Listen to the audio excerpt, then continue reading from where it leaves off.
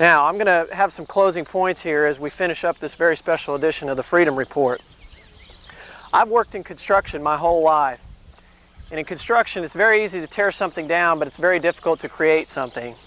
And that's why I offer a few alternatives to the current ASAP program. It's very simple. Make the program voluntary.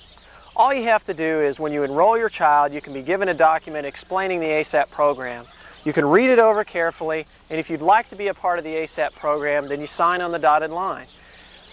Don't kid yourself. I recognize that there's a lot of single parents out there that have a very hard time raising some rambunctious children. They might feel the need, they might want a constable out at their house sending their kids a message that there are legal penalties in this state for not complying with compulsory attendance laws. I am fine with someone signing up for that, asking for that. That empowers a parent, gives them choices regarding the education of their child. But the current implementation of the program is mandatory. If you're in Austin Independent School District and you have an 8th grader or below, or if you're in Del Valley Independent School District and you have a 9th grader, you're part of the program whether you like it or not. So let's make the program voluntary. The state has already outlined very carefully what to do in the event of truancy. Follow that law for the people that don't volunteer for the ASAP program. For those that do, yes, send the constable out there if the parent signs on the dotted line. It also relinquishes the county of potential lawsuits surrounding this program, because there will be lawsuits if it continues. 450 visits a night, there's bound to be problems. We've seen in the news here recently about one constable that's been accused of raping a young girl. I mean, this would be a prime opportunity for something like this to take place. How can you do this? Other suggestions of the program, here's what you do. You can call your county constables.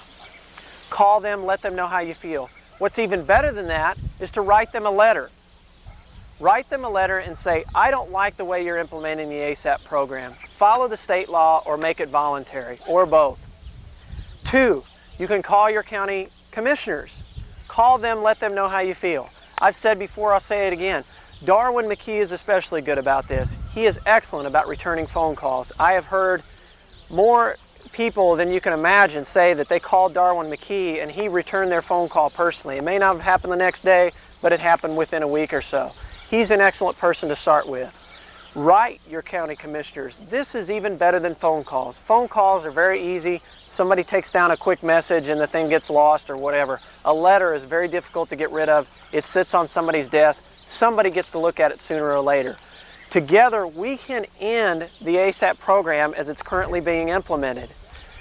We have already seen in the tapes that you watched this evening, Judge Alshire is finally starting to make sense on this program. He's recognized that there are flaws all over the place with the statistics, that it doesn't make sense to spend $600,000 of the county's money and $275,000 of Austin Independent School District money to implement a program of this type. We can have volunteers come into schools and make these phone calls. It doesn't need to be county constables coming to your house. We can pay new school attendance clerks with that money, far less money, to come in and make these phone calls. We can have personal computers with programs that automatically dial these telephone numbers and leave a pre-recorded message asking the parent or guardian or whoever's in charge of that child to call the school that, hey, your child was absent from school this day. There are so many alternatives to this program, and I want to leave you with this one last thought. $600,000 at the county level is being spent on this program. $275,000 is being spent on this program by Austin Independent School District. I don't know how much Del Valley is spending on this. Imagine for a second how many computers $875,000 will buy. How many teachers will $875,000 get? How many classrooms can $875,000 build? There can be a lot of productive things that can be done with this money instead of something counterproductive like the ASAP program. My name is Steve Lane. I thank you for watching this special edition of the Freedom Report and ask you to join us every Monday night from 7 to 8:30 p.m. on Channel 10. We are back. Thank you. Is that the right camera? Which one are we in here? Anyway, folks, we're back here today. And we've got a lot of things to talk about here. Number one, we've got We've got coming up later in the program some exclusive footage from a press conference that was in Alpine, Texas last Friday, I believe. Yeah, Thursday or Friday. Thursday. And it involved Howard Miller, who was a guest on this show, Gene Ritter, who was a guest on this show last week. And it was concerning the trial of the ambassador of the Republic of Texas, Rick McLaren. Now, this is exclusive footage of the total news conference. This is not just a little 30 to 40, 50-second piece that you might have seen on the national news, where they're feeding you what they want to feed you. This is actually much of the comments that were made concerning the event and what is perceived to be in the Patriot Network as a kangaroo court operation. So that's coming up here in just a few minutes. Probably, let's say, 10 minutes or so, something like 10, 15 minutes. Now, what's a couple things I want to talk about. First off, folks, let me just mention this. I'm assuming this is non-profit, right? This House the Homeless thing? Okay. I was asked to do this, so I'm going to do it. And I don't know that much about it. Yeah. This was sent to our P.O. box? It's just a public service announcement. Okay. All right, here we go. Public service announcement. Can't put the number up there. Okay. All right, can we get a close-up of this, or is that out of the question? Yeah. Okay. This is, your presence is requested at the house, at the House the Homeless. It's a Town Lake Memorial remembrance of the homeless men and women who have died on the streets of Austin. And this is November 23rd, 1997. That's good enough right there, I guess. This was requested to be, this was actually sent to our P.O. box, and that's coming up on November 23rd, 1997. It's basically a remembrance of the kind of a get-together of the homeless men and women who have died on the street of Austin. Now, we have a quote, folks, that ties into this. I don't know if we're ready with it or not, but we have a quote. Okay, we'll come back to this in just a minute. A couple things I want to talk about here first. Now, this is something that was, since we've got the close-ups rolling here, this was something I've been hearing about here for the last 3-4 months, and I now have a copy of House Bill, this is a state bill, a House Bill, House Bill 2901. Can we get a quick... Yeah, hold it up. It's called Relating to Paramilitary Training Organizations / Providing a Criminal Penalty. And this is coming to us from that Loving state operation. Okay, let's get a close-up of that here. It's House Bill 2901. Right there's a copy of it. I don't know if y'all can see it or not. I'm hoping. Can you zoom in real close with that? Okay, there's a copy of House Bill 2901. And I'm going to read to you folks some of the operations going on here within this corporate de facto government. Keep in mind, folks, that the Second Amendment was quite clear in its reason for why the American people needed to have firearms. It wasn't for duck hunting, and it wasn't for can blanking, as Hillary Clinton would have you say when they try to push for gun legislation. I'm going to tie this also into some efforts that Mr. Clinton is pushing for right now with some gun legislation. But I want to just first show you this bill. This is a state bill, House Bill number 2901. Apparently, this legislation took effect on September 1st of 1997. And but anyway, some of the particulars to this this state bill that took effect here just a couple of months back. Number 1 subsection talks about civil disorder, which means a public disturbance involving an act of violence by a group of 3 or more persons. Now that almost sounds, fairly legitimate. If you go out and destroy something, then you should be punished. However, when you read the face of this bill, when you continue to read the contents of the bill, it goes on to say basically in subsection 3 here, it defines a paramilitary organization, and this is actually now considered criminal according to this bill that took effect. Paramilitary organization means a group of 3 or more persons organized on a military pattern who possess firearms or explosive weapons. So essentially what that's saying, folks, if you are in a group, if you're over at somebody's house, a friend's house, and there's 3 or more of you there, and you happen to possess a firearm, according to this new bill that took effect, you are breaking the corporate de facto laws. Paramilitary organization means a group of 3 or more persons organized on a military pattern who possess firearms. That's exactly what that's saying, folks. No other doubt about it. This is what this means here. So in other words, if you're out with 2 of your kids, let's say you're an older person and you're out with 2 of your teenagers, essentially, technically, by this bill here, you can be you're subject to this tyrannical law here. And then in subsection 4B, and it says train in the use of or teach the use of firearms to others for the purpose of committing an offense. Now this is kind of vague here. Now of course if it means my position is basically as long as you don't impose that right upon somebody else, you can basically have any type of gun or weapon or anything you want.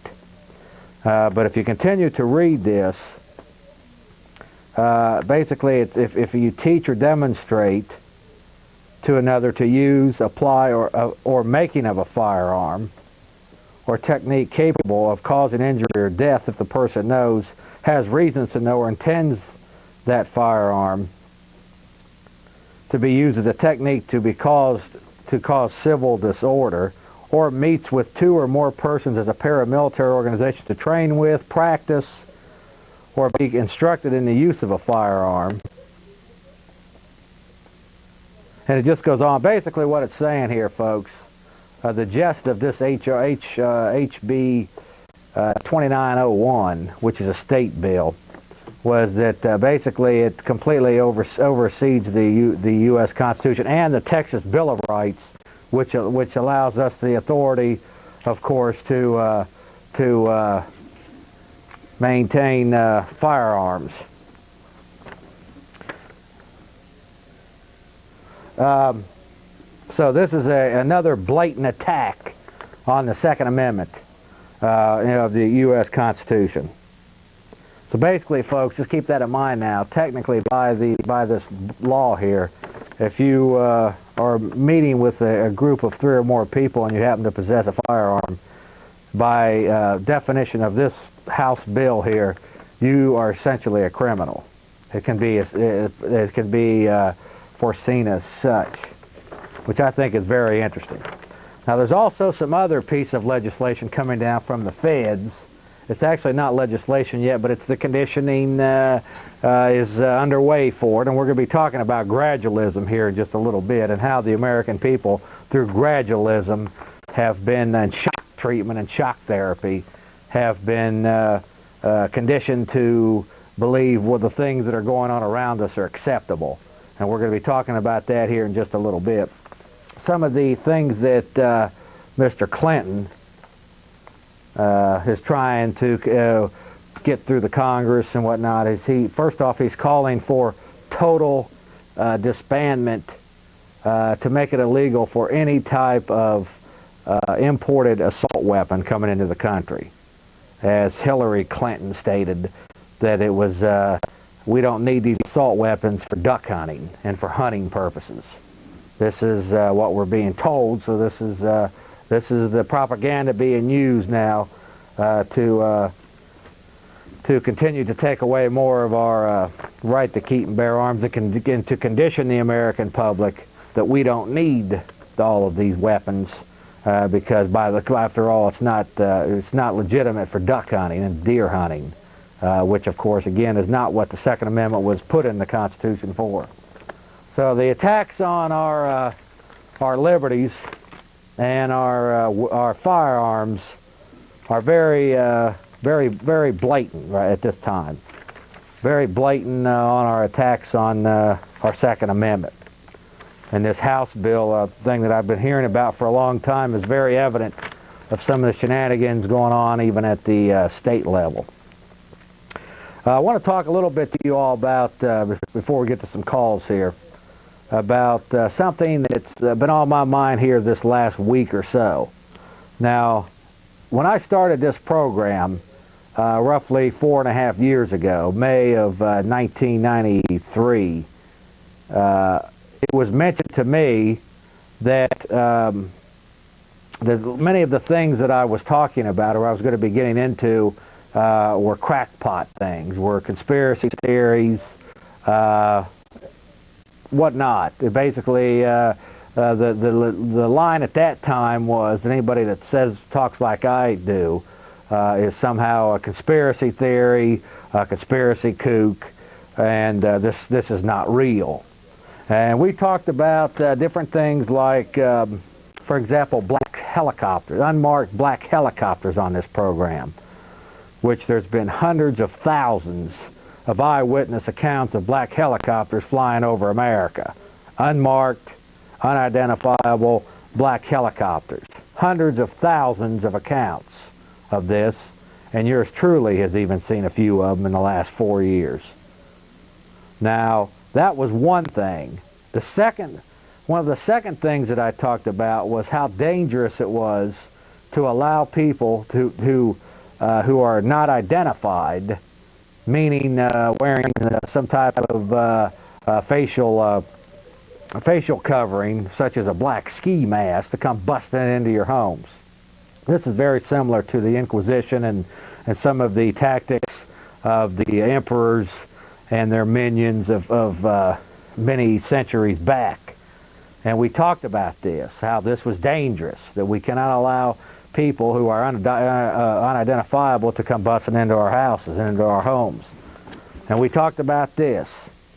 We talked about the movement towards taking away our U.S. sovereignty and putting it into the hands of ungodly world organizations like the World Trade Organization and the United Nations and the NATO and the World Health Organization and various different factions on the so-called international community. We talked about all of this, and we still do talk about it. But the fact is, we talked about all these things, and at that point in time, the general philosophy that the establishment media would condition the American public to accept was that this was wild conspiracy talk, and there's no truth, no basis to this. Well, come to find out, folks, that they are now, in many forums on the so-called media, admitting that much of this is now a reality. They do, in fact, employ officers from different levels of so-called law enforcement to come busting into your house wearing ski masks. This is a fact. They're admitting it now. They're also admitting the fact that they're using certain aircraft, unmarked aircraft, for surveillance. They're admitting this now. Keep in mind, 3 or 4 years ago, this was written off as wild conspiracy talk. Okay, but now a lot of this stuff is being admitted to. At the time when I first started discussing these things, it was brought to my attention that this could not be true, and that Jeff Davis, actually the people were programmed to think that what I was saying was some type of wild story. And that was the line that was fed then. Now, the reason why I want to talk about this, folks, is because this is a very important area where the enemy is manipulating the minds of the masses. And the masses do not even understand how they're being manipulated around like goats. And that's what you are. You're being manipulated around like goats. There's no other way to say it. You people you have your thoughts and your minds and thoughts and opinions are shaped and controlled, and you don't even know it, that this is happening to you. But the fact is, 3 or 4 years ago, the standard line was that this was conspiracy, wild conspiracy talk. Now that they're admitting it to you, what are the dumbbells and the dupes saying about this stuff now and what I was saying 4 years ago? Well, I'll tell you, folks, it's the simple, oh, that's okay. So what about if they're doing that? So what if they're busting into people's homes with ski masks? I saw that on McNeil Lear. I saw that on such and such, the CNN. That's okay. It's acceptable.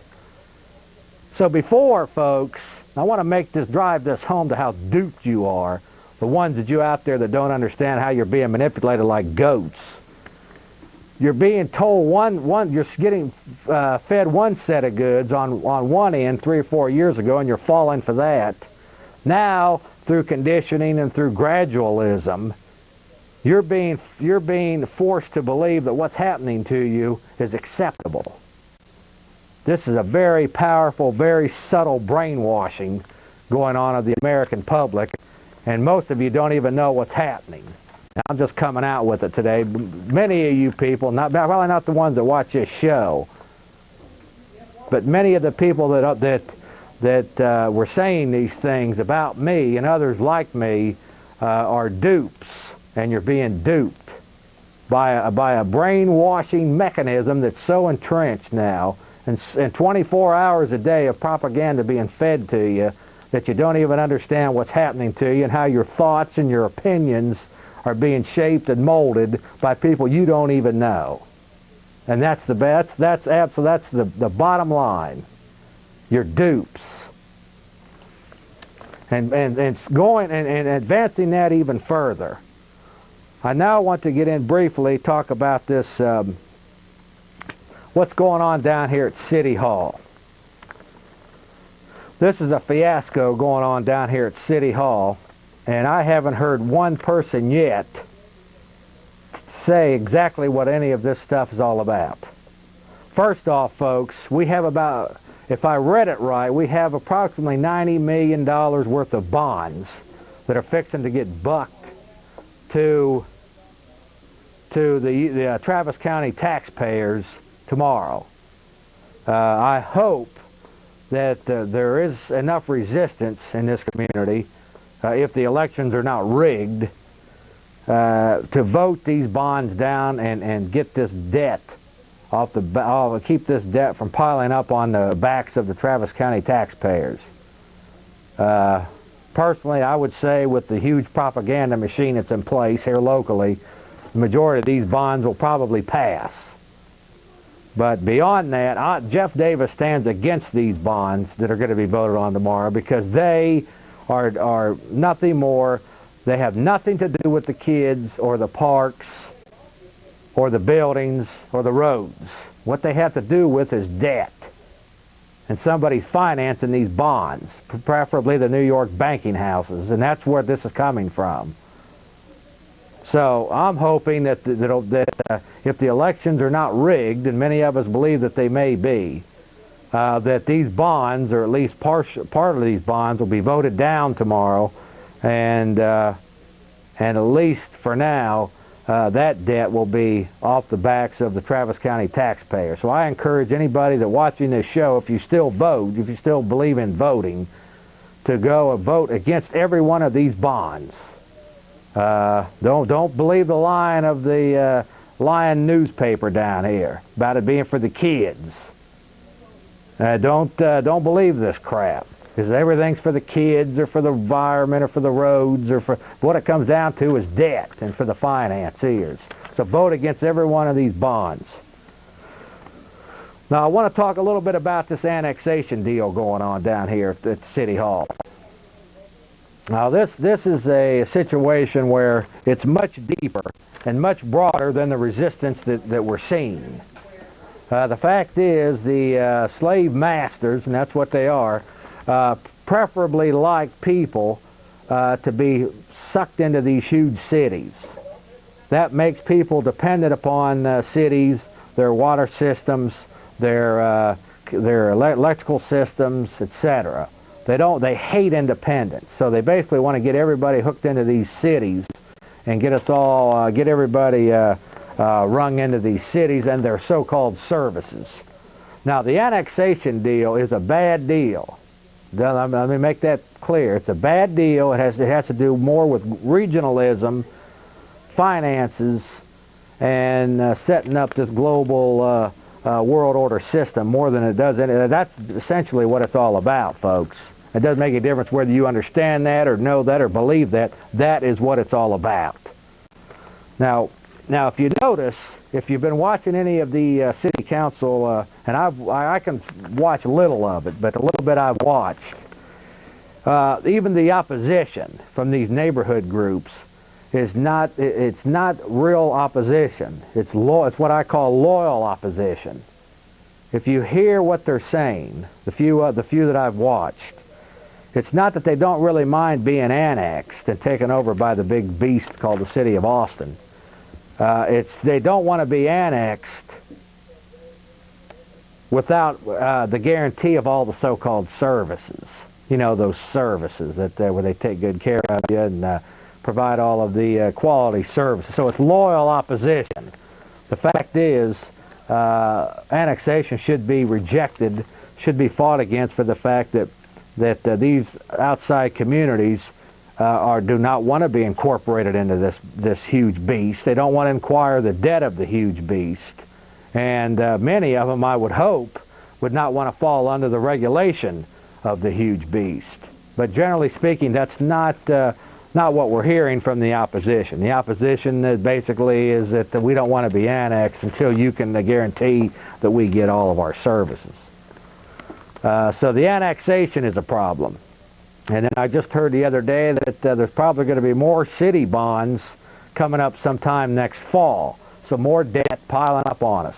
It's just a continuous onslaught of debt and bureaucracy and regulation coming at us unparalleled probably in the history of the world. That's the simplest way to put it. We're under attack here, and unfortunately many of the people that are in the resistance or on the surface in the resistance do not understand exactly what's even happening with it, and the resistance is weak. Okay, let me just get back to this thing here again. Town Lake Memorial Sunrise Service, November 23rd, 1997, in remembrance of the homeless men and women who have died on the streets of Austin. Now, I'm going to go ahead and promote this for this organization, but I'm going to put my spin on it as to why there's so many homeless people running around in America today. And I think this quote coming up here by Thomas Jefferson will best define why I believe many people are homeless and becoming homeless. And I think Thomas Jefferson, some 175 years ago, said it best when he made the quote that, we ready with it? But basically, I can go ahead and read it if they're not. Okay, right there it is, folks. That is a direct quote from Thomas Jefferson. If the American people ever allow private bankers to issue their currency first by inflation and second by deflation, the people will one day wake up homeless on the continent their fathers once conquered. Now, you're probably not going to hear that from this organization here, but it doesn't make any difference. Here on the Jeff Davis Show, we come out and tell you, folks, what's really going on here and what's behind all of this. And that's it, cut and dry. If you want to know my opinion, that's why we're under attack down here. But that's okay. We're going to keep on telling it like it is and tell you who's doing it to you down here, because somebody has to do it. And that's the function of this program and the people that are involved with this program. Now, a couple of other quick things I want to just quickly talk about here. You've got these, I'm going to change the name here a little bit. I'm going to start, at least from my angle, I'm going to start calling them the Freedom Seminars. And they have been at the last Sunday of every month now. I think this will be about the 6th one that's been there. And yours truly is one of the speakers, or at least scheduled to be one of the speakers, and many other people there that speak at these seminars. And the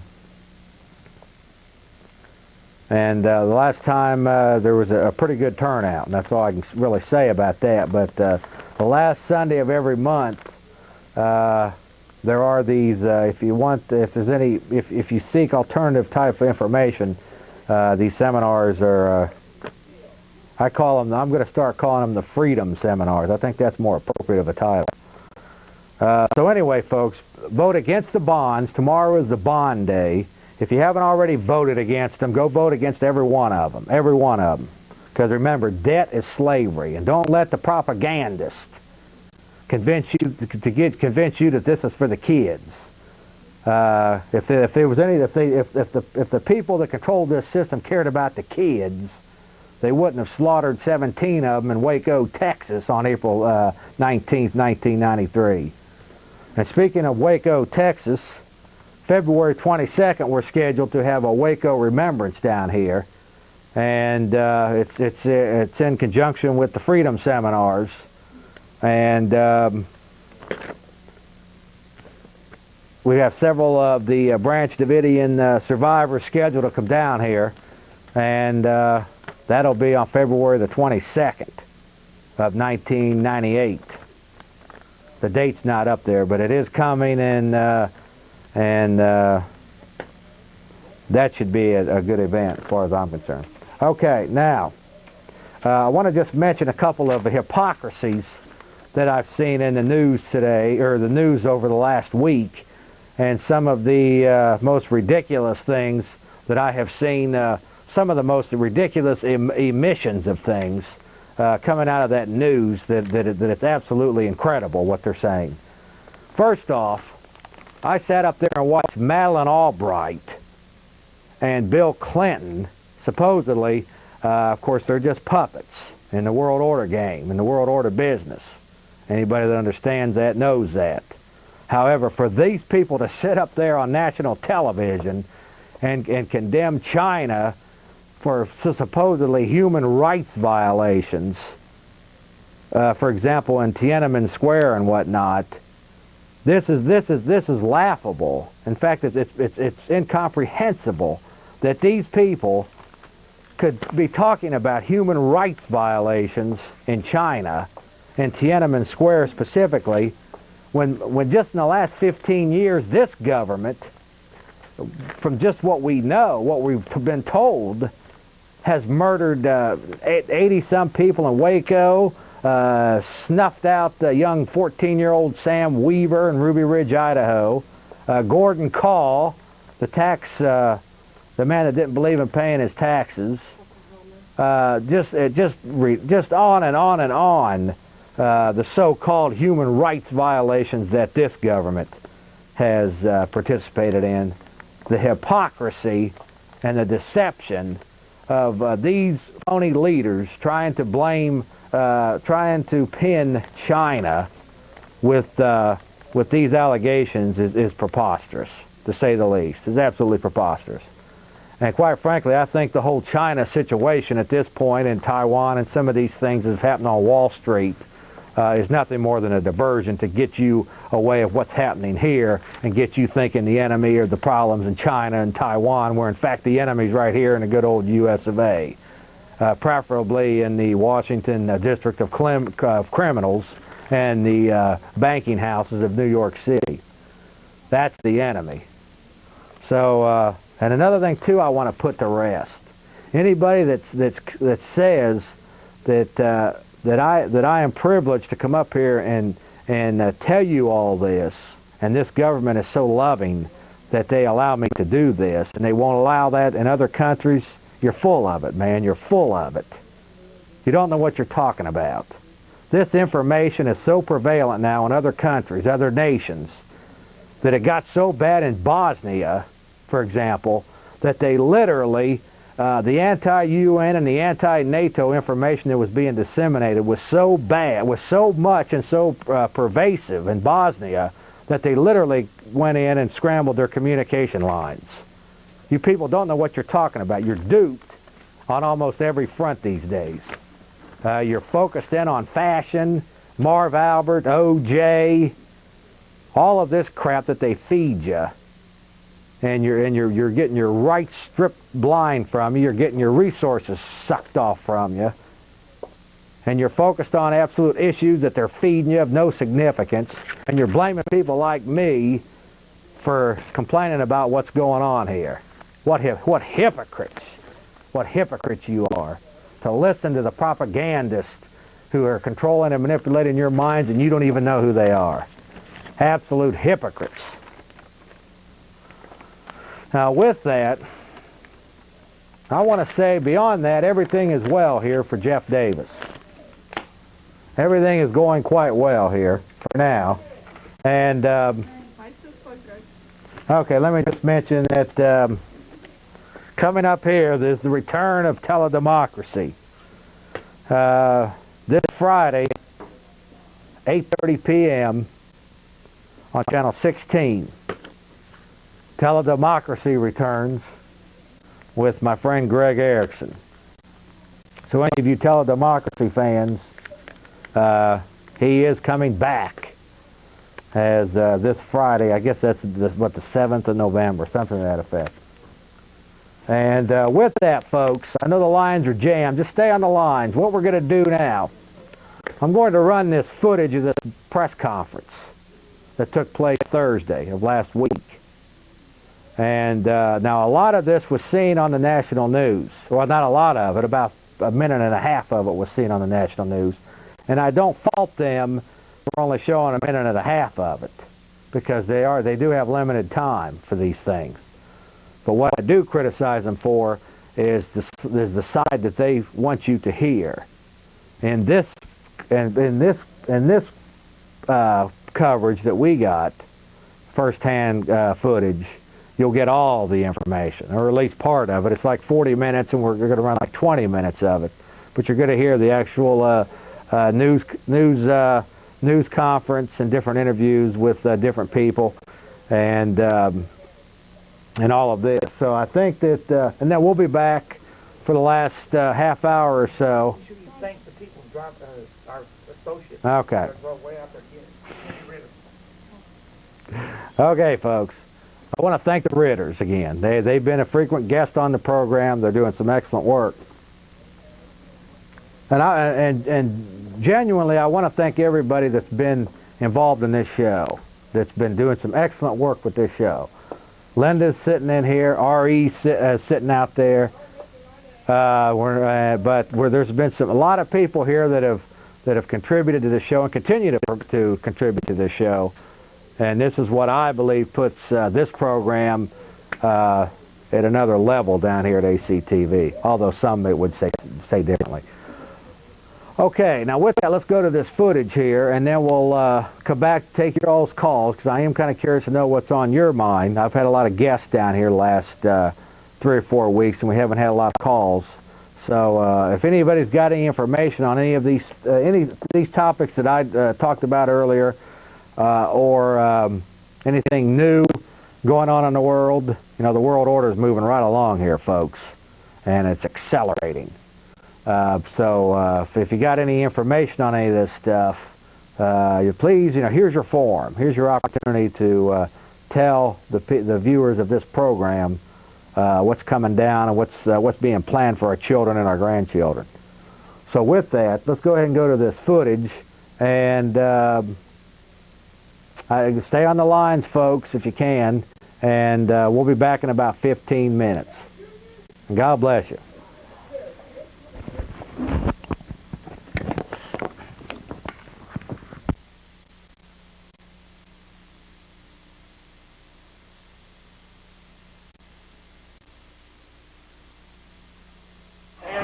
We also there's going to be international charges brought against these people.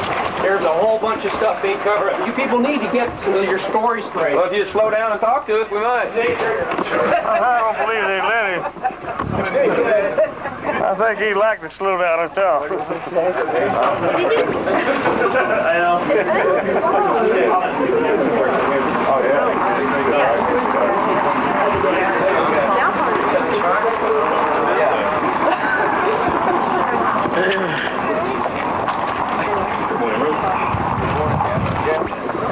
You getting a fair trial? Maybe we should refer him to the... Are you kidding? No, I'm serious. Is he? No, I'm no, he's asking not. you. Hey, let's talk to this gentleman here. Maybe we should refer him to the, what's he called? He'll be here. Civil Affairs Officer. He'll be here. Are you guys ROT members? Yes. Okay. Is he getting a fair trial? No. Why? The law doesn't count here. Morales has informed the judge, to heck with any legal problem, just run these guys through. And this is something that you guys should be concerned about because you could be next. I mean, in Waco, they had you back 4 miles. No one said He's getting a a review. couple of y'all complained to standoff because you're 10 miles away. And this is the result of it. I mean, this is a dangerous precedent. Have you, I'm not surprised at it, but it's still dangerous. have you sat in the courtroom at all? Not yet. We just got here today, but we've had reports from our people down here, the last couple of days. How many so-called people you think will show up for the verdict? Don't know. We've had, about a dozen or so wandering around for the last week, so, What does this mean if he gets a conviction?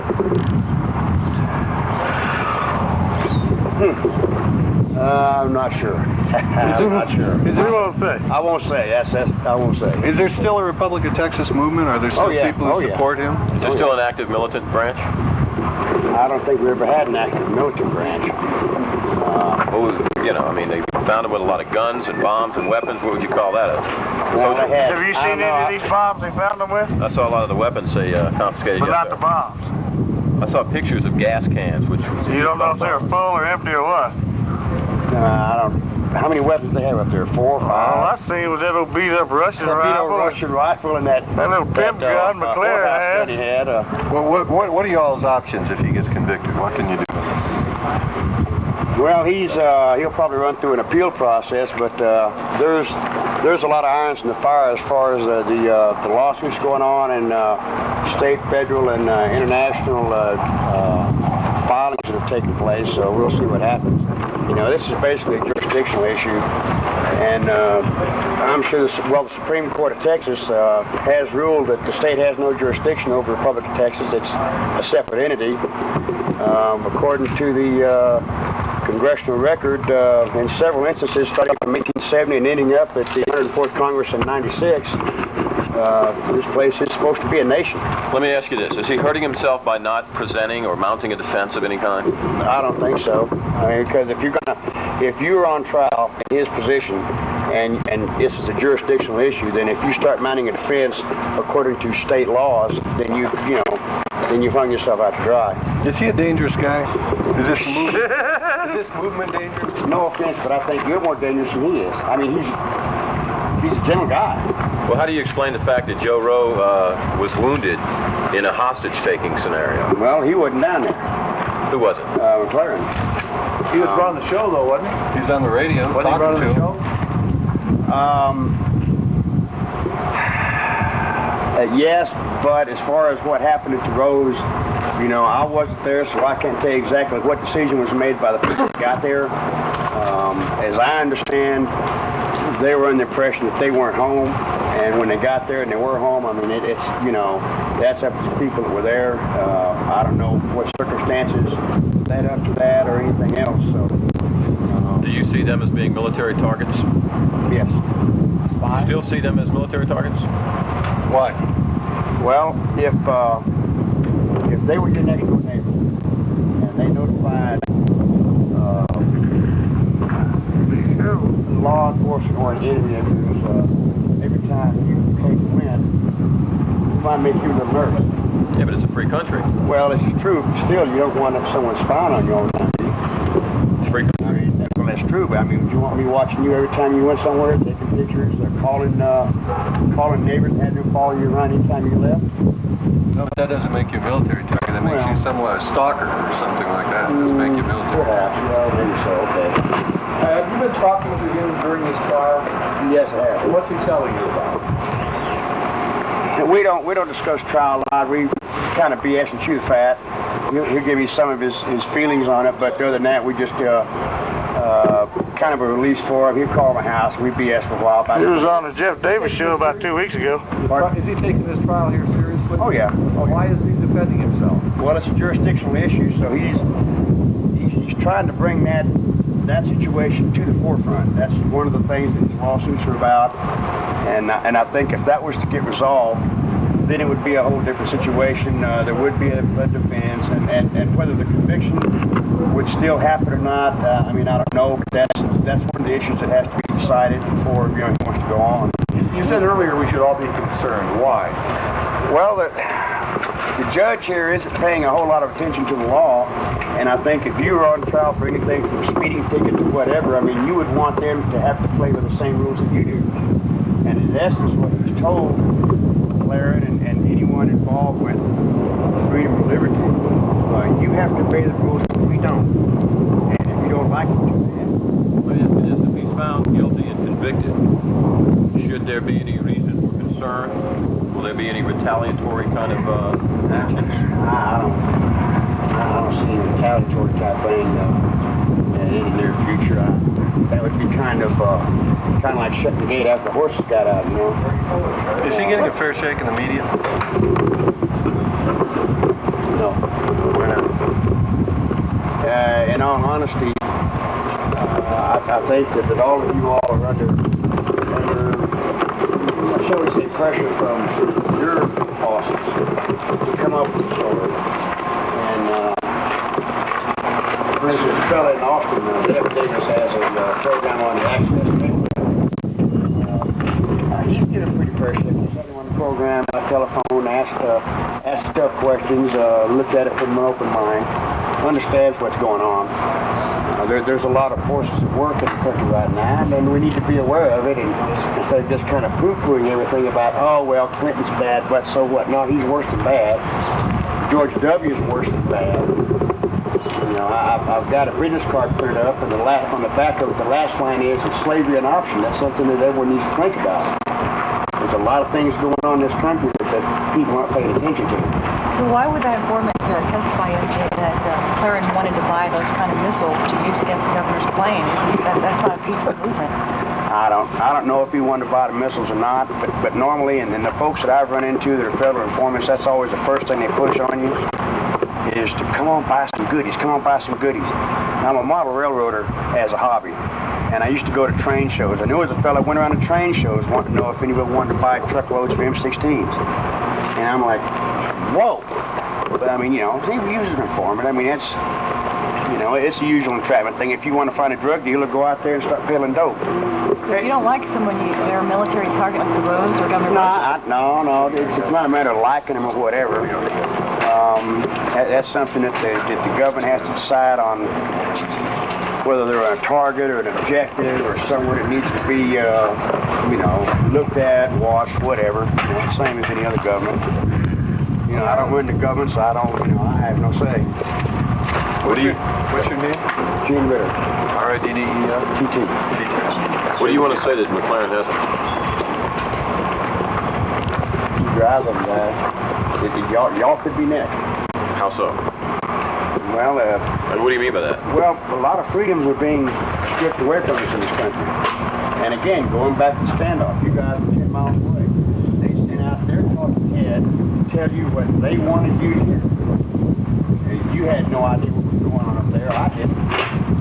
You know, we hear that the Rose was kidnapped, and that's the word going around, but no one can see it. You weren't able to go up to the house and look. You know, as news media, if they would have treated you guys when Nixon was in hot water, the way you're treated now, I mean, you guys would have caused more trouble than the country's ever seen. If they would have denied you access to Nixon and what he was doing, like you're doing now, y'all would have started a civil war. The media would have started a civil war. Gene, are you in? Yes, sir. Where do you live? Do you live in Fort Davis? And there goes the Civil Affairs officer. Texas do that, and does it remain a peaceful movement? Oh, yeah. The whole thing is, like I said, it's a jurisdictional thing. It's a legal situation. And the word, you know, there's a fellow in the van that'll be over here in a few minutes and has a lot. He just went in the door? That you understand what it's all about. He just went in the door, Gene. Okay. But a guilty verdict, is that a setback then for your cause? I don't think it's serious. They seem to think, these fellas seem to think they can get rid of it clear. I don't think that's the case at all. There's a lot of people involved, a lot of good people involved, active people. Just one of them. Where's the rest of the Republic of Texas? Where are the rest of the people? Why aren't they out here supporting Rick McLaren? Well, what we've got to work with is to take off and go halfway across state.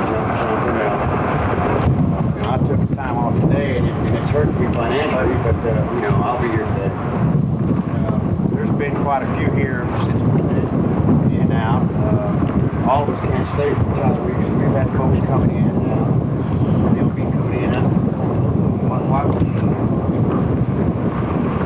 Show us support, see what's going on. Report it to the other folks, much the same y'all are doing. Where do you go from here? What is the road from here? There's a lot of court issues that are at stake, like I said, both on a state, federal, and international level, and those are coming up for hearing. Those have yet to be addressed, and some of those will have very serious ramifications of what's going on. To what extent does it hurt a little bit to have given prison? Well, I think it would hurt anyone to have it would hurt a family to have a member of the family. If your brother went to prison, I mean, it hurt your family. And it's about the same thing. About the same thing. One of them deals. I mean, we hope it doesn't turn out that way because it's kind of a bizarre corruption of justice, but it happens. He wouldn't be the first guy I realized. Same thing we got here on the bench. The judge didn't care. He just got to run up there and what's going on. You betcha. What's your ROT? Gene, Ritter? Get a lot of tension out here. Anyway, it's a break time.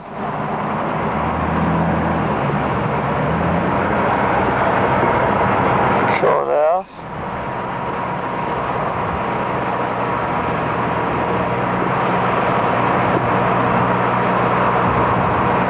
There's only about 3 or 4 satellite trucks here. Here's Gene.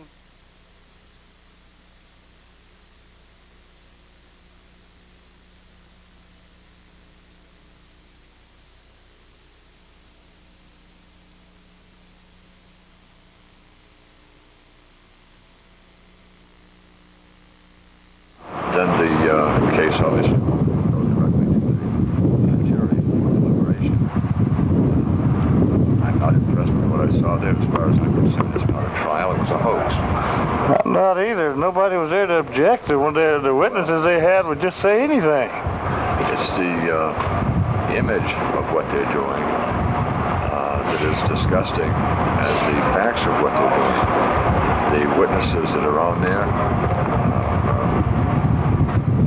not being honest. It's like a good old boy network club. The amount of absence of evidentiary control that is going on is blatant in the expressions of its corruption.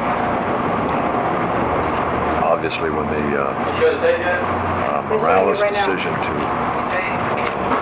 encourage the court to not worry about making any Yes, sir. not being careful about following the rules, well, they certainly took it to heart because they haven't followed them. It would be interesting at this point to look behind the desk and look inside of the hearts as well as the heads of the people that are involved with this. I've got some notes that I'm going to be putting together. Once I get those put together, I'll contact a couple of the people on the press staff who put together a brief news announcement from our perspective. And from that, I would say we can go ahead and wrap things up. Oh, okay. We've been getting lots of attention.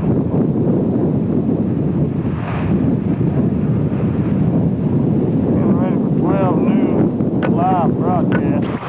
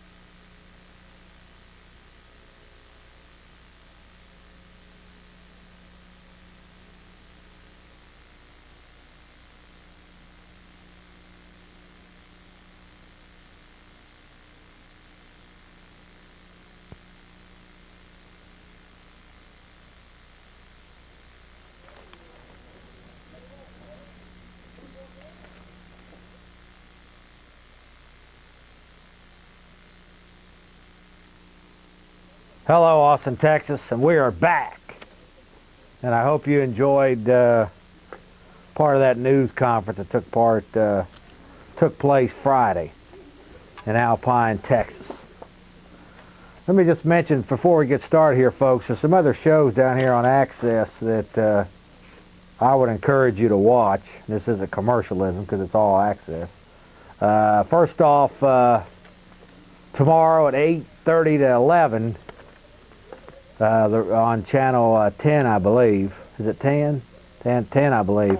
The Real Spin with Alex Jones comes on down here on channel 10, 8:30 to 11. And then, like I say, Friday coming up here, starting his new series, Teledemocracy, this Friday at 8:30 p.m., channel 16, Greg Erickson comes on. And Saturday at 8 o'clock, my friend Terry Liberty Parker hosts his program from 8 to 8:30 p.m. on channel 10 down here on these Access channels. These Access channels, folks, are one of the many forums that we have to get some of the truth out to the public and what I consider to be a sea of controlled news and information. So there are some other programs out there to watch, and I would encourage you to check some of these other programs out. And I will remind you that there may be some differences in some of our opinions concerning certain things. But the fact is, we're all united to the fact that we're getting sick and tired of news stories about what to do with your leftover chicken and magic, and how to get a pizza delivered to your home. These are the kind of stories that we're being fed on a regular basis, along with the issuance of bonds and more debt and all of this kind of foolishness. So. Once again, vote against all the bonds if you haven't voted already. If you vote, if you still believe in voting, vote against every one of these bonds tomorrow, these debt-producing bonds. It's not for the kids, not for the roads. It's for the financiers and the parasites who will profit from the financing of these bonds. Yeah, these are the kind of stories we want to see right here, folks. Right here. We want the news media to tell us about how many houses have been stolen from property taxes here in Central Texas. We want stories about how our government, our local law enforcement is being turned into military outfits with men conducting themselves with raids with black ski masks. This is the type of information we need if we're going to truly remain a free and independent people. Not the best way to deliver a pizza or get a pizza delivered to your home. This is the kind of issues of no significance, of course, that we're being fed on a regular basis. And quite frankly, I'm to the point where I don't even watch it anymore. But sometimes you got to watch it to the fact that you have to understand what the enemy is saying and what they're doing, so you can effectively counter, or at least try to counter their huge propaganda machine that they have in place. So with that, vote against the bonds if you haven't already. And a couple other things about Bosnia I want to talk about. Bosnia, in fact, if you remember, this was told in 1995, December 1995, that the troops would be over there for a year. And now it is like 2 years later, nearly 2 years later, and they're still over there. Now they're talking about extending it even further. It also appears that Iraq could be in trouble again because of the fact that they are not allowing those loving UN inspectors supposedly to come in and test out their weaponry.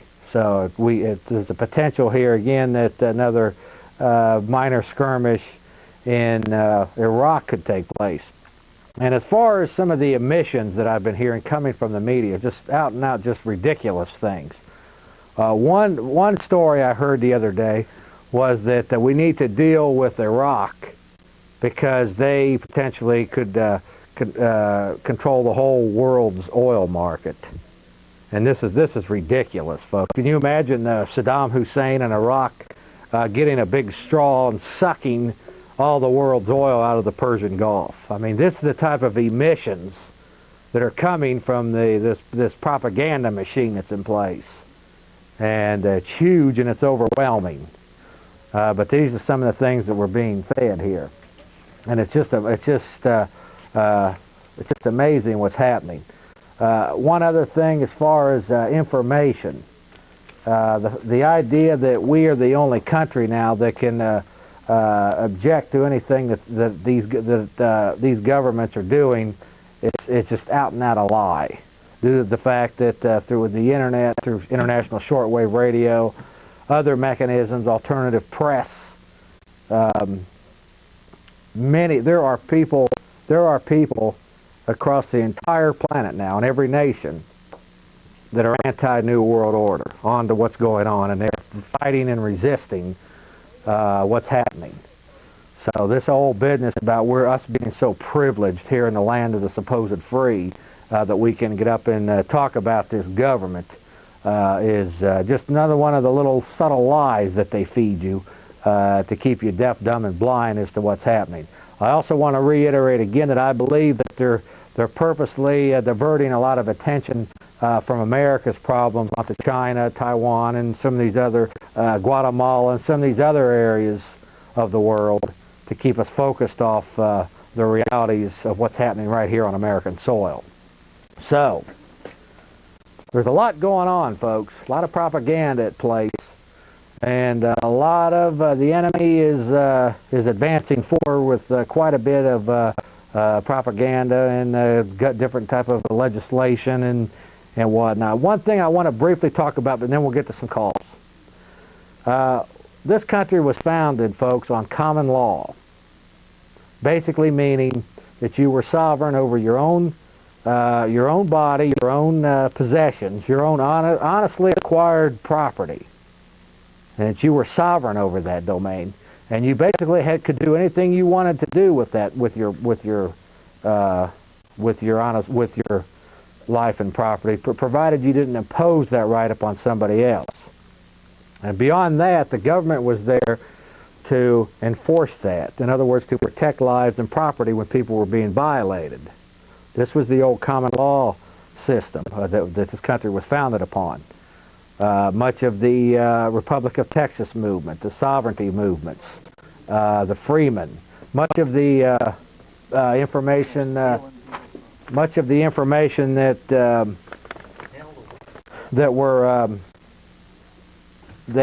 many of these organizations are talking about, and this is the reason why they say these courts with the flags with the fringes, the gold fringes.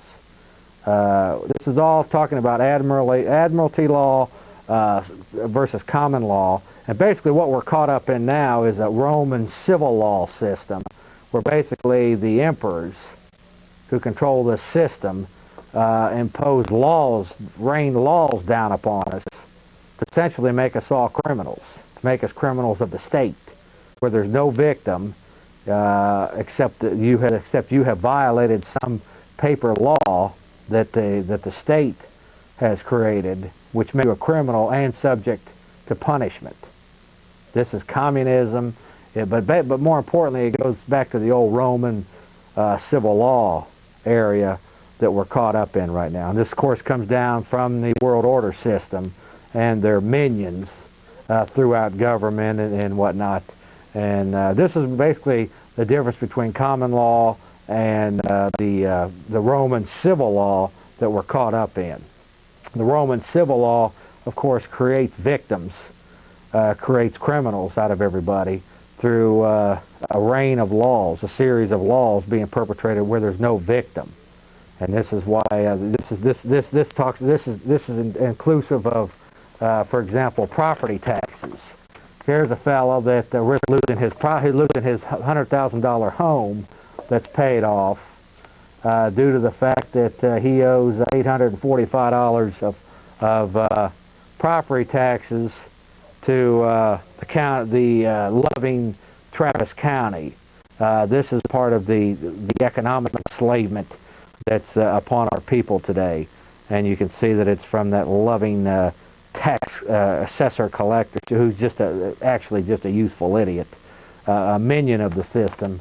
But the idea that that we can lose our lives, our properties, and we've lost much of our rights now due to this Roman civil law of economic and social injustice that's going on.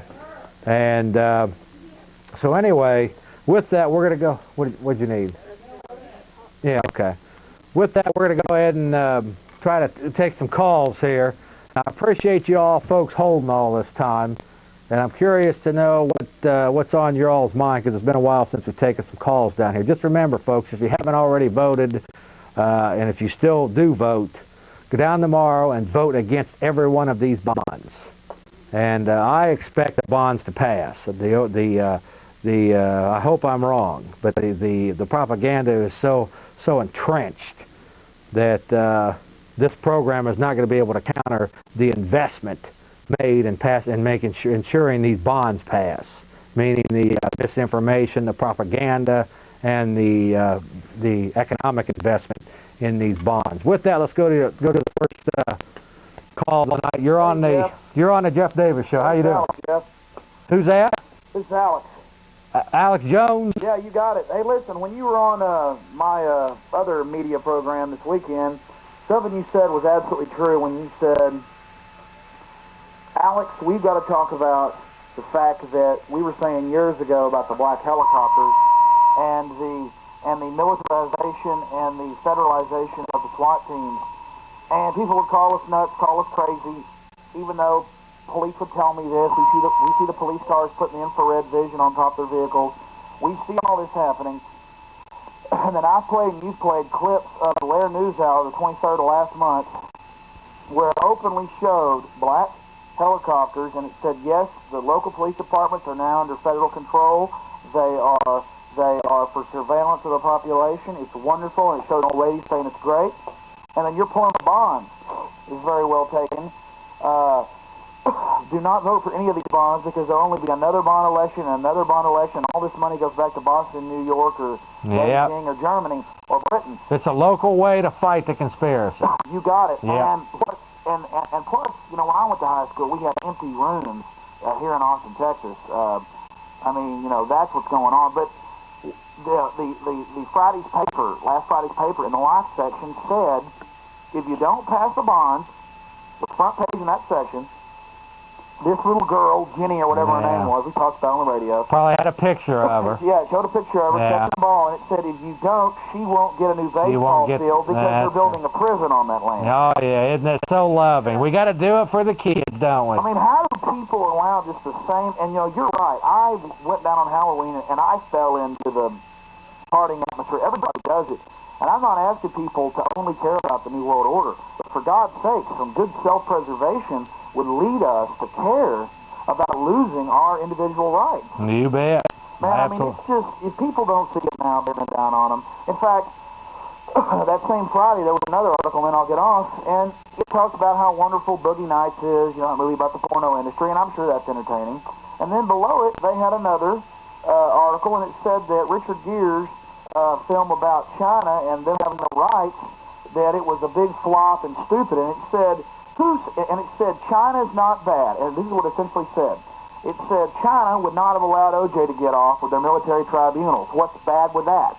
So now you've got our paper openly in the movie section. See, this propaganda, like you say, comes real insidiously in entertainment. You know, people who say they don't care about news and don't have an opinion, they have opinions because they're being programmed subliminally, continually, everywhere. Reduped repeatedly. Yes, it's just continual, like you say, shot treatment, continue. And they don't even know that their minds are being manipulated. Yes, it's a group psychology. And I say to people out there, I'm not some saint. I'm not telling you to come follow me. That's not saying come follow us. But, you know, we're getting a lot of people down there at that open to the public free seminar.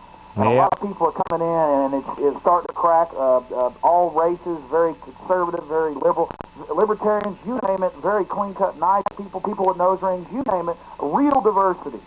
And you're not a racist, I'm not a racist.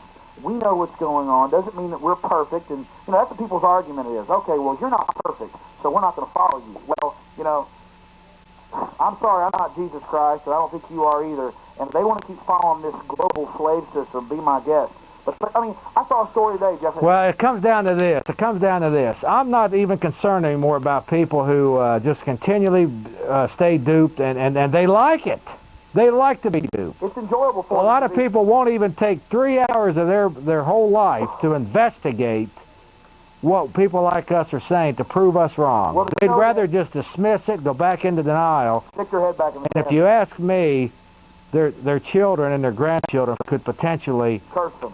Pay a very significant sacrifice because of this. And I also want to say this: the minions that are perpetrating this on us, they're very much expendable in all of this, and that's the thing they don't understand. Yes, it's these enforcers, these cannon fodder. They're going to have to lose their lives enforcing the New World Order. But the last thing I want to say is they already have. Look at Vietnam. Look at Korea. I saw something in the news today. They already have. Take Levi Strauss that makes Levi's jeans and other things. They are the original patent holders on denim. They make the best. They are popular all over the world, but they are shutting down fully a third of their plants because their CEOs are patriots and are trying to keep their production here in America. They're going to have to move all their production now, starting with a third of it offshore, like the people that own Lee and Wrangler and all the other big producers. Because, and even the news said it, that because of foreign labor. But then they said, and then the next ad was for something, everything is global. And you know what? This big climate treaty that Gorsuch has signed to reduce our fossil fuel consumption, it's not global. Only America has to follow it. It's a deindustrialization plan. We're under attack. What they're doing is they're playing nation against nation. They're doing this nation against nation business. And I believe that's what this China and all of these diversions are right now. But anyway, Alex, let me move on here. Tell us when your show's on tomorrow. Well, listen, Jeff, I appreciate the time, and, you know, we've had our differences. Tell me when your show's on tomorrow. I think we're ironing those things out.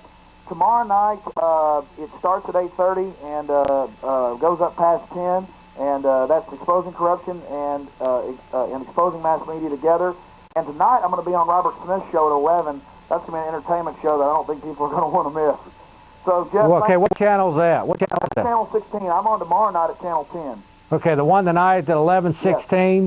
Yes. If people tune in tomorrow night at 8:30, I'm going to show the UN flag burning where you were again at the step of the south side of the Capitol.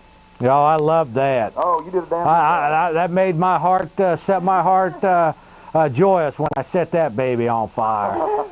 Well, I enjoyed burning that other one. Yes, sir. Well, Jeff, you take care, buddy. God bless you, brother. Bye. All right, next caller, you're on the air. Appreciate Alex calling in. Next caller. Yeah, Jeff. Yes, sir. I was watching Council of Foreign Relations. I taped it for 58 minutes. They didn't say anything, but they had a University of Texas professor, Walt Rostow, R-O-S-T-O-W.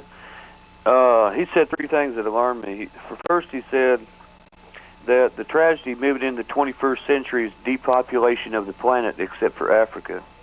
And number two, he said, we need to do away with the League of Nations and the United Nations.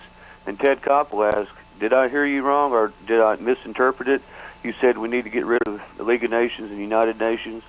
And he said, yes, you know. Let me ask you, where did you see this? I got it on tape. It's on C-SPAN. That could have been a very watered-down version. And he said, what we need now is something stronger than the UN. Since we moved into a new world economy. Oh, really? So yeah. we need to get rid of the current... Go ahead. I'll let you go ahead. Yeah, I'm going to save that tape for you. And another thing that bothered me is, did you see that tape on those California sheriffs spraying those pepper spray in those people's eyes? No, I didn't. Tell us about that. Tell us about that. What? Well, I got it on tape. I'll bring it to you. They took pepper spray, and these protesters that were protesting against the logging camps, ecology protesters, they were holding these kids down, opening their eyes up, spraying pepper spray right into their eyes, and rubbing it in with Q-tips. And I got a tape I'll bring for you. Really? Yeah, for sure. It sounds loving.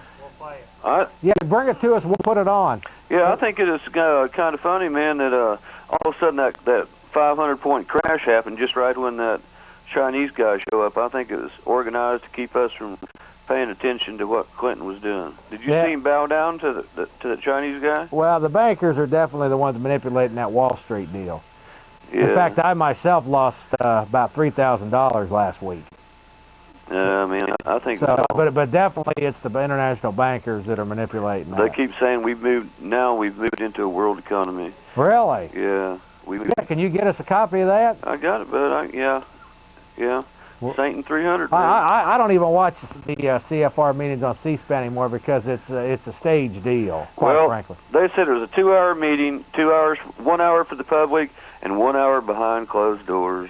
Yeah. So you're right. Yeah, I think the. Yeah, go ahead. Yeah, he will. Yeah, can you hang on the line there and talk to one of the producers back there? Sure. What's your name? I'm Pat. Okay, Pat. Saint 300. Remember that? The which one? I'll tell you later. Okay. That's good. Yeah, stay on the line, Pat. All right. So they can talk to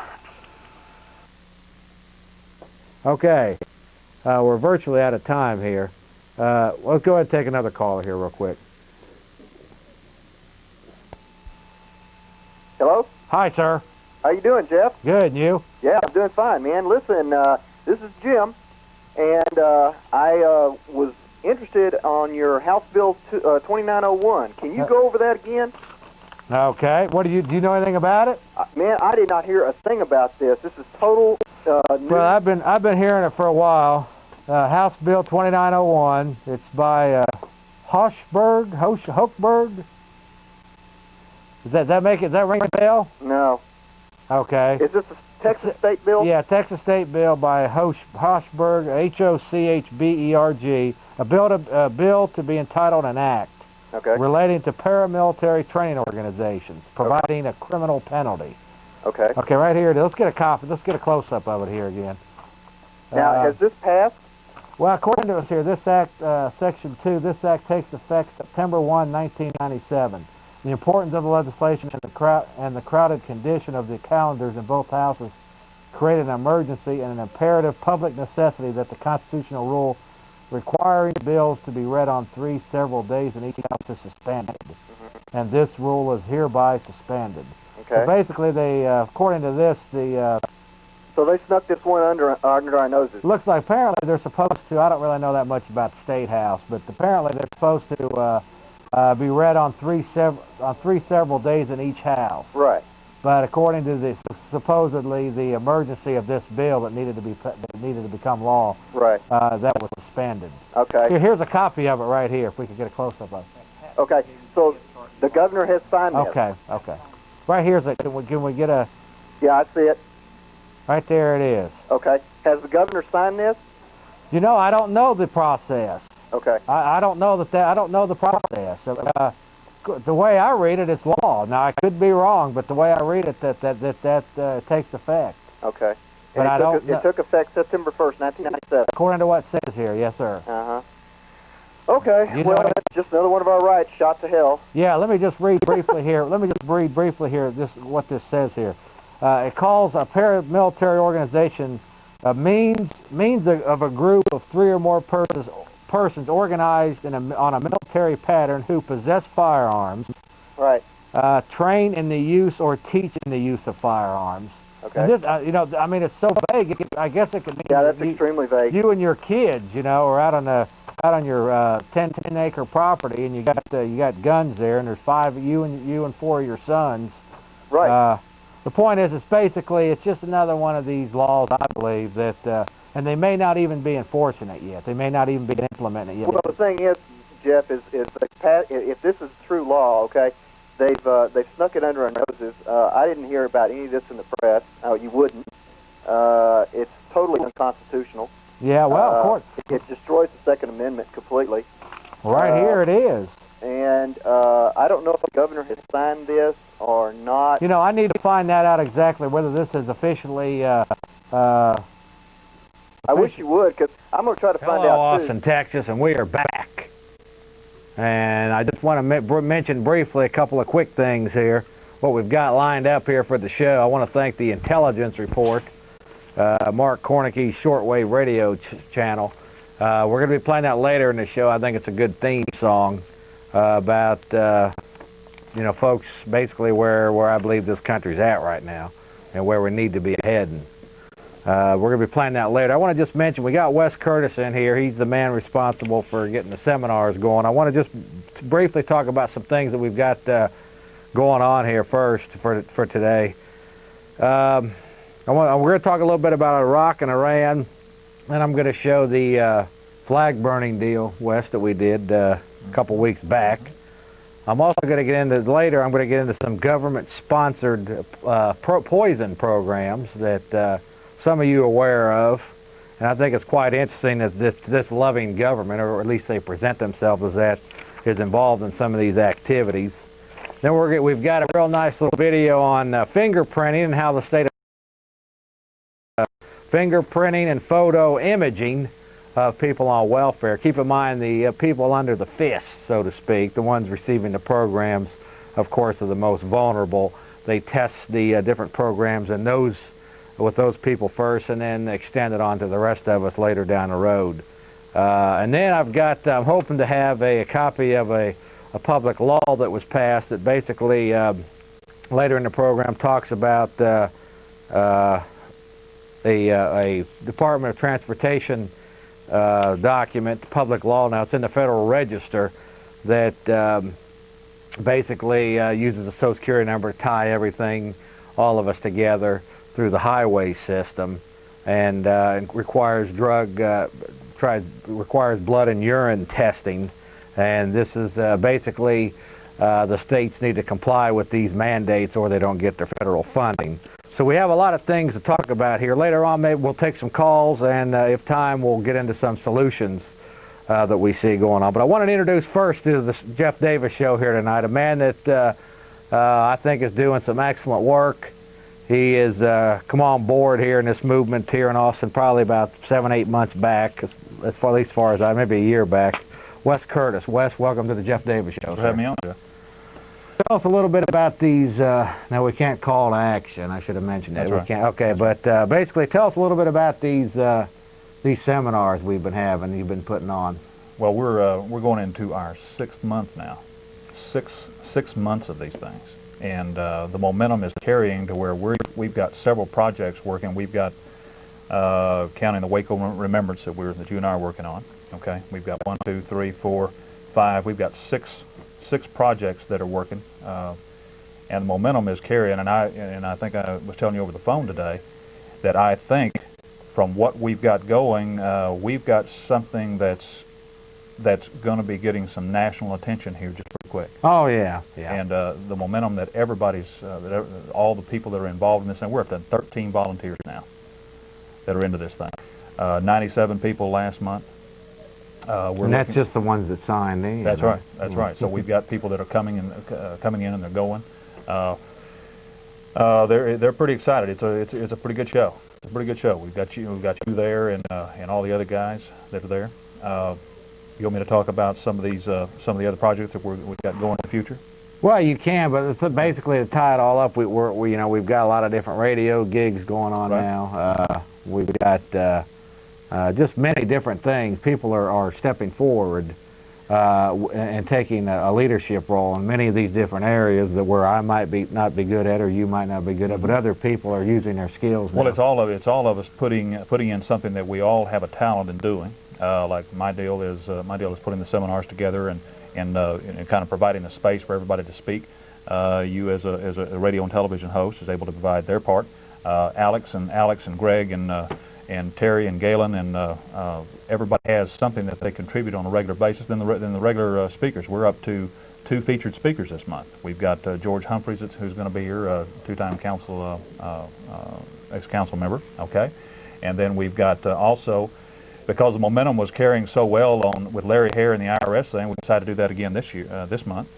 So we've got anyone who was not able to be there last month, be there this month, because this is something he's got a very interesting program going on this thing. Excuse me, let me get that thing off. He's actually got a call coming in here, folks. Okay. But there's a lot of things. I think it's safe to say, Wes, that we've got something going on here in Central Texas that it's going to be hard to stop now. Well, I think it really does. You and I are talking out on the phone. I think it's going to rival some of the other activities that's going on in the other states.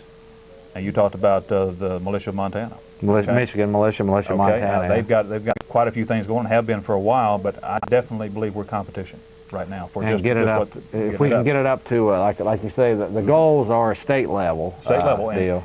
And the thing that I want to do, Jeff, is RE in Texas are putting together some videos for us from the seminars, and they're going to be up. They're going to be up this month, so they're going to be people are going to be able to see some of the activities at the seminar.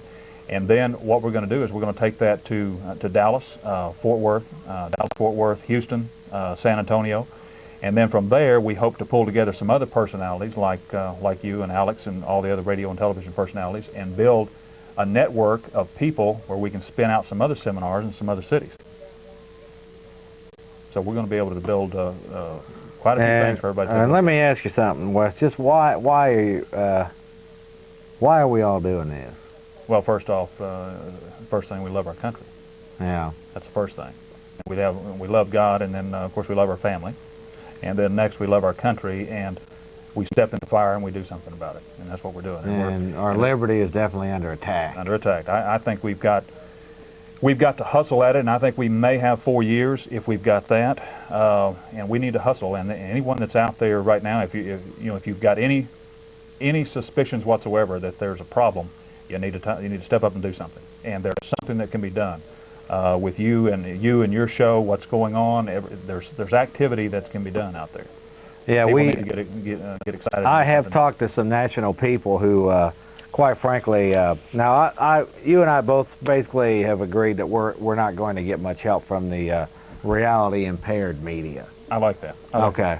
However, we can. We can do this thing without them. In fact, See, we are doing. We are doing it. We're doing this with. You're doing this with international shortwave. We're doing this with pirate radio. Okay, we're also out there on several micro shows. broadcasting Right, radio. micro broadcasting, and we've got newsletters that are going out. We've got we've got banners going up. We've got all kinds of things where we're not concerned about mainstream media. Yeah.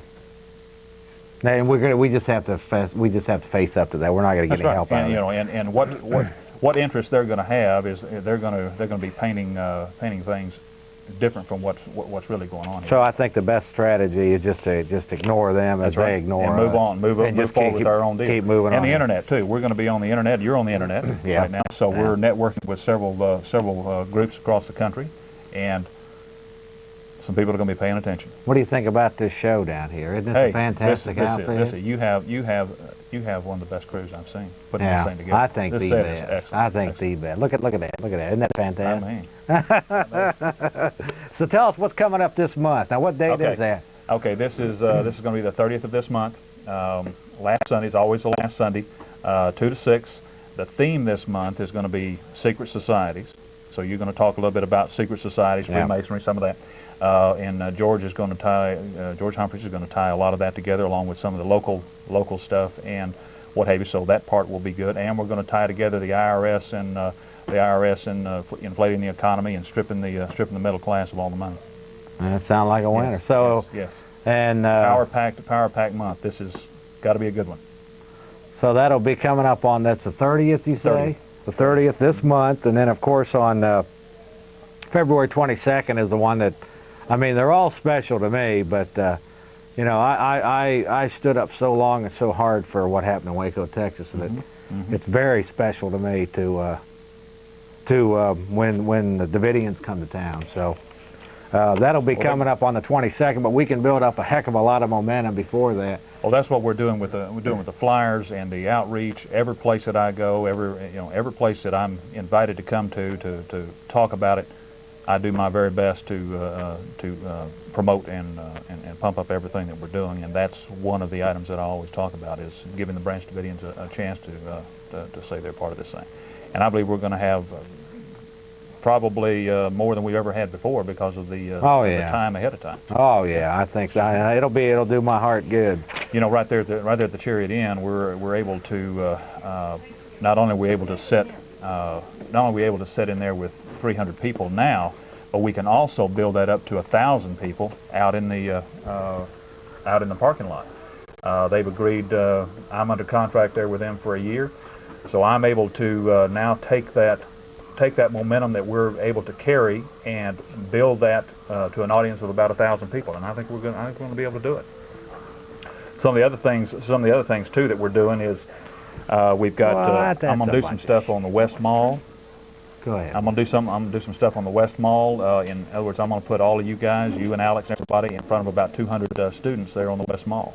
I believe I've got a sponsor. You have to have a student sponsor to put us out there, but I think we can do that. And if we can get the weather right and what have you, I think that's going to be a very positive thing for us. Well, Wes, I want to just first off, we've got a lot of things to move on here too. Okay. And I want to just say to you, my friend, that it took me, you know, like most people who contact me, it takes several months for me generally to take people seriously. And from what I've seen your operation and what you're trying to do with this movement, you know, you're someone that's doing some damn good work. Well, we're serious about what we're doing. And quite important to our country. Well, it's beyond that. I mean, you're talking about survival of our children at this point. Certainly is. So this is a good guy, folks, from at least from everything that I've seen him do. And I want to just let you go ahead, Wes, before we're going to get to the this UN flag burning that we all were. You must talk about the flag burning problem. Okay, go ahead. We'll bring up a caller real quick. Can you turn over that box there to where I can see it, Linda? Thank you. All right, we'll go ahead and try a quick call. You're on the air. Hello? Hello? Are you with us? What's going on, brother? Jeff Davis, this is Mitch Bell here. Yes, sir. How you doing, I man? just called to tell you that you were... Oh, you were online on the TV earlier on Channel 24, and they had basically talking about the new domestic terrorism bill, and lo and behold, they had brought up the Republic of Texas and some militia of Montana stuff, and along came Jeff Davis, and they were talking about us being a communication center apparently for this movement or insurgency here in Central Texas, and I thought that just fit in nicely with the conversation you were having earlier. Well, I didn't see it, so I don't know what you're referring to, Mitch. Oh, well, you're on the big time, so I just thought that your face is now going to be bannered about the screen when they're talking about these things, and I just was telling Mike because he'd expressed some interest in that earlier. Well, I think that's exciting. I've told you months before what we intend to do with this show down here, and that is that we have a goal by I'd say by 1990, the end of 1998, 99, that we want to be on all the government lists that they have, and at the top of the list. Yeah. You know, we talked about that. Yeah. So, well, I think you're in the top 25 now. Well, so they're going to give you a rating now. That suits me just fine. If the truth is that damaging these days, and that makes you such a wicked devil, then I mean that's the same thing they did to Christ, man. The world murdered Christ. All the disciples, all the apostles had very terrible fates fall upon them. So we can expect nothing less for the people, the truth sayers of today's time. Well, they pick you out as a name, and I think that's the first thing, is once they start drawing attention to you also and casting you in a negative light with McLaren, the guys that just get sent to jail, and then the next thing you know, they start talking about something else in relation to your name, and you have to be real careful, though, with that. I actually consider it a compliment, Mitch. Sure, I know. Hey, you guys are doing a great job, and God bless you, and I'll talk to you later. God bless you, brother. Okay. You really are an enemy of the slave masters, aren't you? I'm an enemy of the slave masters, baby. Yeah, buddy. Enemy of the slave masters. Yes, sir. Wes, go ahead, give us a quick rundown, you will, of what we got, you know, the rundown for actually this month, right? That's right. This month, we've got, of course, we've got Alex Jones is going to be there. We've got Terry Parker is going to be there. We've got Greg Erickson's going to be there. You're going to speak. You're going to speak there just prior to George. We're going to have George Humphreys there. We're going to have Larry Hare. We're going to have Galen Ross there. It's a very, very powerful month. Very powerful month for everyone. Anyone that's there, I'm sure they'll be back there again. So I look for us to be up to 150 people this time. Well, maybe even more than that. Maybe even more than that. Okay, can we put up the slate real quick before Wes gets on out of here? And that's coming up here on. We'll have you on again just that week before the deal comes down. Good deal. There it is, folks. This is the 6th month, right? 6th month. Okay. 6 months on. Every month, the last Sunday of every month. And with that, I want to just give you maybe a closing statement, Wes, if you would, on.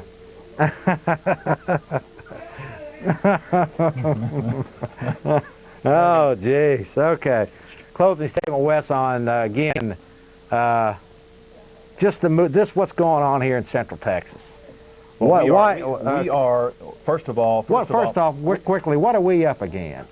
Well, we're up against a beast, an animal that's been here forever, and it's a tough job. But powerful enemy. Yeah. Powerful enemy. Yeah. But we've got the capability of doing something. I know in my heart that, again, I know you do. That's why we stand up here to do this thing. And we are in the most powerful state in the Union. We are capital, and everyone in Texas who sees your shows and the seminars, this kind of thing, are going to see just what we intend to do about this thing. And that's stand in the fire and speak out and educate people about what's going on, build a voice, and get something done with this thing. Wes Curtis, you got any final comments, babe? Well, that's just everybody be there. Everybody get to the seminar. We actually can't tell them to be there, but it's a forum that's open to the public. That's it. Wes, God bless you, brother. Thank you, man. Keep up the fight. We're quickly. We're to go to this UN flag burning segment. It's about 7 or 8 minutes. Are we ready with it? Okay, and then Wes, once again, I do appreciate you, brother. Keep up the fight, baby. We're over there. We're keep always up the there. fight. All right, we'll be back in about 7-8 minutes, folks. This was about 2 weeks ago at the south side of the Capitol. I was speaking about it was the 50. You love that. You love that. Oh, I love that. I love it. Love it. Burn that bugger to the Yes, I do. UN flag burning ceremony. God bless you. We'll be back, folks. Talking here is Alex Jones, KJFK, and Channel 10. What time is it? Channel 10 Tuesday night. Channel 10 Tuesday night. One of the other speakers we have here is Greg Erickson. He's been talking to you a little bit here earlier. We're going to have Mitch Bell talking to you today. And here in a moment we're going to have Jeff Davis. Let me turn everything over to Jeff Davis at the moment. Jeff? Is it ready to rock, baby? Ready to rock. Oh, what a beautiful day this is out here. Hey, get this going, man. It really is a beautiful day. Yeah. Particularly to burn this son of a bitch. I've been wanting to do this for a long time, folks. And do the fire codes and whatnot. I was hesitant. But finally, somebody had enough guts to say, we're going to burn this sucker. We're going to burn that baby, and I'm going to be part of setting this baby on fire. Yeah. Let me just briefly here, so I'll talk to you all. First off, I appreciate everybody coming out. It's a beautiful day here. It's Friday afternoon. And my name is Jeff Davis. And what I want to say about the United Nations. First off, you have to understand that the enemies of information, you see none of them are out here that I can see. Quite frankly, I don't care. The enemies of information want you to believe that the United Nations is a good operation. I would just happen to be reading today, well, actually I don't read it, but I actually saw this, somebody pointed this out to me, UN story here, in the Austin Un-American Statesman. Can't hear you, Jeff. Austin Un-American Statesman. It says right here, folks, Britain and U.S. score UN points on Iraq. Basically, the gist of it is the Security Council agreed Thursday to threaten Iraq with new sanctions, giving the U.S. and Britain a diplomatic victory, but at the cost of considerable damage to international solidarity against Saddam Hussein. Basically what this is, but let me just give you a little brief history of the United Nations. First off, the Federal Reserve Act, that some of these other speakers have been talking about here today, was passed in 1913. That gave our currency money system over to international bankers, preferably the Bank of England, the Rothschild banking industry of Europe. 1914, of course, the 16th Amendment, the federal income tax was imposed on us. And since that time, we have been enslaved to a system of fiat money where we are forced and controlled to give our money and our property and our possessions to these international gang of criminals. In 1919, the Congress approved what was called, joined in with an organization called the League of Nations. This was a preamble to world government. The League of Nations was the start of an international arm that will control, basically through, will be one arm of the control for these one worlders. These, the Habsburgs and the Rothschilds and the Rockefellers. This is a familiar story with most of us here. Due to the patriots that were in Congress at the time, the League of Nations was abolished in 1937. But the one worlders just kept coming. In 1946, they passed. The Congress got us involved in this new system of new arm of world government, the United Nations. Now they present this United Nations, folks. Basically what it is, it's an international, it's a front arm of the international finance, meaning the World Bank and the Federal Reserve Bank, the central banks across the planet. It's an enforcement arm for them. Now they present this to us That's a loving organization. A peace organization. You know, they call them peacekeepers. That's what they call them, peacekeepers. Let me just explain to you exactly how they've been keeping peace over the last 50 years. The UN Security Council essentially voted to involve the United States military in the Korean conflict, the Vietnam War. We've been involved in wars like Somalia and all of these other wars that the UN Security Council continues to get us focused in on. Basically what it is, folks, is perpetual war for perpetual peace. And that's what it is. Anybody that understands it knows it. This UN corrupt organization here, John D. Rockefeller actually donated the land that the UN building sits on in New York City. John D. Rockefeller, right here, actually donated the land that the UN building in New York City sits on. Let me just mention this, folks. Not only the wars that they've got us into, you know, the so-called peacekeepers. This United Nations has been involved in starving, UN sanctioned, starving hundreds of thousands of men, women, and children in Iraq. This is their peaceful organization, a loving organization. Let me also tie this into NATO and some of these other organizations. They're all one world organization. Treason. And this particular, they have imposed economic sanctions on Cuba. Basically, any country that doesn't bow down to the whims of the one worlders, this organization can be counted on to thrust their coercion on. Jeff, don't forget Central Africa. The World Health Organization, one of their arms, another treasonous organization, has been linked to spreading diseases around the world. UNESCO, the organization that, that loving those international biospheres, that the national parks were sold as supposed to be ours, they are now being turned over to this organization. Many of our national parks now are under direct control of the United Nations. And I know many of you all here understand that. But we need to keep saying this. We need to keep exposing this thing to what it is, for what it really is. I also want to mention what our Congress is doing. Our Congress, ladies and gentlemen, is absolutely treasonous. That's all there is to it. They continue to fund and support these organizations, these world organizations. And when I was running for Congress in 1994, a lot of people would ask me, what am I going to do about crime in America? Crime in America.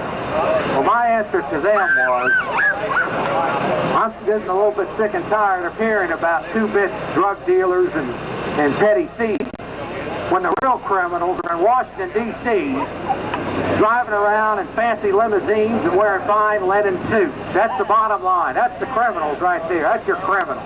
The ones that continue to give our sovereignty over to these ungodly organizations. It's time that we lift the lid off the Washington District of Criminals, ladies and gentlemen, and flush that human sewage down the drain. That's the bottom line. We're not going to get any help from them. So all I want to say is I appreciate everybody being here. And I am very honored and very privileged to burn this flag here. Like I say, it's nothing more than an arm for international finance. And I am very proud and honored to be burning this flag. And all I've got to say is, to hell with this flag. God bless the United States of America and death to the New World Order. Death to the New World Order! Death to European corruption! Hey folks, we called all the media. We called Channel 2, 7, all of them. Told them that this was going to happen. This is the city of Austin. They're supposed to be covering news. You notice, nobody's here. Is that Jim Ellinger from ACTV? Oh, I'm sorry very much. AC is here. That's something important for everybody to understand who's across the street might not believe this. The United Nations does not stand for the people of America or the world. It stands for organized criminals, the same ones in Europe, mainly the Bundesbank of Germany. And I think we've had some trouble with Germany already twice this century. Well, hello folks, it's Mike Hanson. I'm sorry to interrupt your viewing here on YouTube. What we're trying to do is get all these VHS tapes before they go bad. If you see right here, they're already starting to go bad. So we're doing the best we can to get them, these thousands of tapes up on YouTube before they completely go bad, which they are pretty well going bad already. You see how it flicked? I'm live on the air. You see how it's starting to mess up at the bottom and flicker every once in a while. That means they're getting really, really old. So what we're doing is we've hired some people. We've got a bunch of expensive equipment, and we're getting them uploaded to either Mike Hanson Archives. Be sure to subscribe to Mike Hanson Archives, Hanson Archives, Waco Archives, or the newest one, Trailer Park Show Archives. And if you would like to contribute $25 for this effort, I will send you a copy of my book that I wrote, Bohemian Grove, Cult of Conspiracy. Just, if you can see that, send it to 901 St. Joseph Street, Gonzales, Texas, 78629. Or you can call us and leave a message, and somebody will call you back and get your credit card, and we'll send you a signed copy out there. 830-672-3089. So we'll get right back to either Jeff Davis, Alex Jones, Steve Lane, whoever's on right now from 25 years ago. We're trying this, I think it's a good effort to try to save this history. This is history, folks. You know, where are you going to see this again from 95? I was the producer for Jeff Davis and Alex Jones for 15 years, from 1995 to 2010, and we have a lot of tapes. I know Alex had a lot of tapes, but he left them out in the garage or something, and they completely ruined.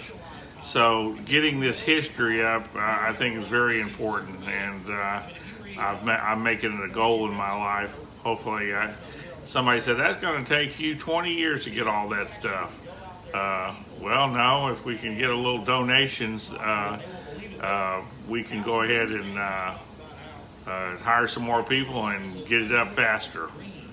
But the tapes are deteriorating very quickly, as you can see every once in a while right here. That means that these VHS tapes, these old VHS, if you're young, you probably don't even know what these VHS tapes are. But you know, you got to keep them in a cool place and a clean place. Some of them are very dirty, so we're trying to get them up. Alrighty, thanks a lot, and God bless, folks. And call us and help us if you can. Now here's Alex. Hello, Austin, Texas, and we are back. And for another lively edition here. We're going to be taking some calls here in just a little bit. Before we do, though, I want to talk about some things that's going on. First off, it appears that that maybe something's heating up in Iraq again. If you've been watching in the reality impaired news media, they're setting up the Iraqis and that wicked Saddam and all that. Same. It's kind of almost a rerun of what happened in the early 90s, and maybe, just maybe, they could get something cooking over there again. And I think it's all quite interesting how, you know, we've got troops in Bosnia now. We've got them, and you know, it's just perpetual war for perpetual peace is what it is. I want to just talk about a few things here. about some findings that I've uncovered over the last week or so. I was on another program Friday night talking about this, and I think it's very important that we continue to illustrate just how much this government loves us and wants to protect us, you know, because they're always doing all of these things in a loving fashion. You know, they love us and all of that stuff.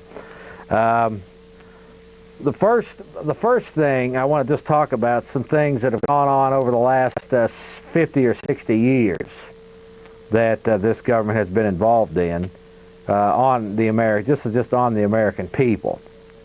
Back in the 40s, for example, there was nearly 150,000 U.S. soldiers, U.S. veterans, that were subjected to mustard gas. And this went on and on. No healing, nothing happened for a long time. And basically 150,000 of our young men and women were subjected to mustard gas. And of course this is a toxin that causes many different types of diseases and whatnot. Moving right along here, we've got the latest incident. Right there is actually CS gas that U.S. Army troops are subjected to. Now this is supposedly for preparing our soldiers to go fight in foreign useless wars. So they subject them to that, as which I did. In fact, when I was in the military, I went through that chamber. And to get us used to what possibly could come down the pike. One of the latest, well, I'm going to move on here by years way.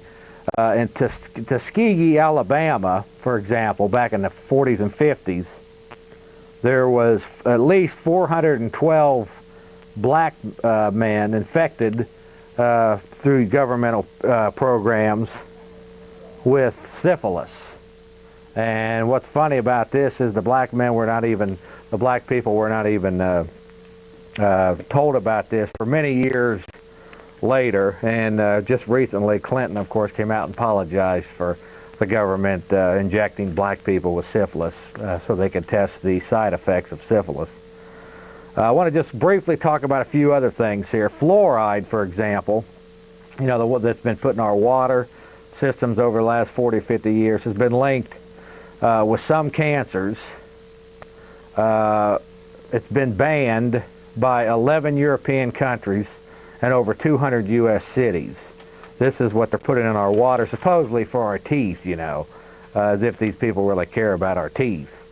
So that's another thing that they're using on us, fluoridated water.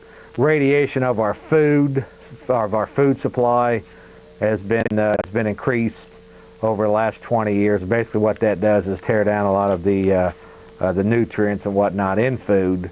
So a lot of it's processed now and radiated to a point where we're actually getting no benefit from it, and even side effects. Here's some of the more blatant attacks on poisons being distributed on the American people. Is malathion. Now malathion is a toxin that it's a toxic chemical, and the EPA uses it, so does the Department of Agriculture use it as a pesticide to spray the foods and the various plants and the foods that we eat, that the farmers and particularly the corporate farms manufacture their food on. It's also been used down in the Everglades. Many of the cities use malathion supposedly to kill and control mosquito populations. And this has been going on now for a long time. In fact, when I was up in Ohio this 6 months ago, they were actually spraying malathion in the streets, supposedly to kill the mosquitoes. And unfortunately, though, much of it, safe to say, is getting indoctrinated into the American people. Another one is another chemical being exploited on the American people is something called aspartame. Now, aspartame which is used in NutraSweet, is linked with Down syndrome and many immune type diseases. Basically, the aspartame, like I say, it's a NutraSweet. It was a tool used by the Nazis to create a docile population. Like I say, it's also been linked to many types of diseases. There's a movement, in fact, right now in this country to get aspartame out of some of our beverages. So these things are all government, and then of course probably the most known is the Agent Orange situation in Vietnam, and more recently the Gulf War syndrome, where it's estimated estimated 7,000 of our U.S. troops have died from the Gulf War illness, and another 200,000 are sick from it. So these are some of the repercussions of this government, protecting us. Loving, protective government, doing the best they can to protect us. Switching from the government-sponsored poisons, I want to just talk about something that's been going on, and we've got a little 4-minute video to illustrate how this works. Fingerprinting and photo imaging. Now, this is something that we've been talking about on this program now for at least 3 or 4 years.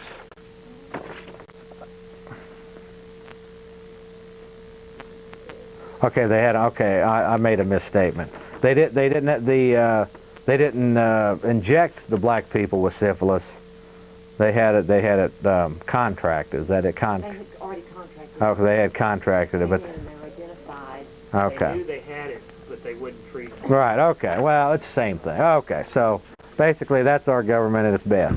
Okay. Now, fingerprinting and photo imaging. These are two things we've been talking about. This, of course, in a New World Order system, would be very effective for tracking and tracing. Keep in mind, mobile slaves are not good slaves. So the fingerprinting, the photo imaging, the digitized imaging, this type of thing is very good for driver's license. And particularly here in the state of Texas now, they're going to be implementing a new system of and keep in mind, folks, that the welfare people, the people that are the dole, under the fist, they are potentially the most vulnerable initially. And what we're going to be seeing here in just a few minutes is an example of how these programs are being used to trace and track people. And of course, like I said, they generally start with the people that are on the dole first, and then later it should probably expand into areas like people that collect Social Security, people who have military retirements, any somehow connected to the being on feeding from the trough is subject to some type of mechanism where the de facto government can trace and track.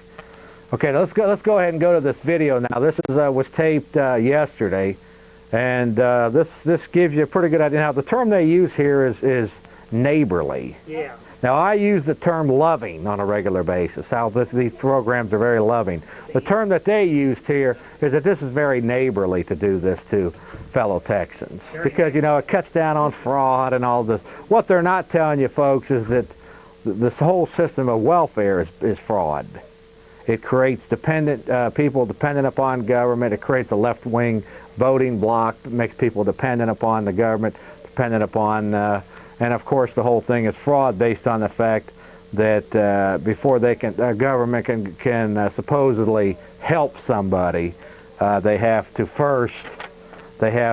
steal from everybody, and this is the repercussions of coercive government, where that supposedly in the name of helping people, it has to go out and steal from everybody first, take their property and whatnot, and steal from everybody before they can do the supposed goods.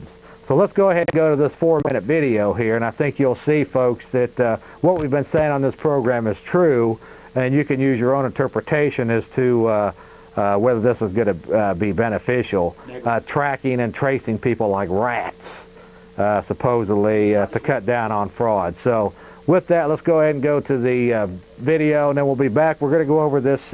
By the way, before we do that, producer, before we do that, let me just throw this at them. Okay, now we've got a public law coming down. We're going to get into after the video. Can we get a close-up of it? Okay, here's a public law. This is coming from the feds. It's Public Law 104-193. Here's a copy of it, or at least a partial copy of it. Basically, we're going to get into it in depth here. Can we get a close-up of it? Just if we could zoom in on this. This is basically, it ties into the Department of Transportation, the Federal Department of Transportation, and basically it says to the states, if you want to keep your federal funding for highway projects, you have to meet the majority of these mandates. And some of these mandates in here are quite loving and or neighborly, as this next video that we're fixing to present shows. Yes, you've got to tell them, though, it's not just for welfare people. We'll get to that. Okay, with that, let's go ahead and go to the video, and then we'll be back to talk about this Public Law 104-193 that's already it's in the Federal Register, and we'll get into some of the finer points of it, and we'll talk about how neighborly it is for all of us. So with that, let's go ahead and go to the video. You ready with the video? Okay. We'll be right back, folks.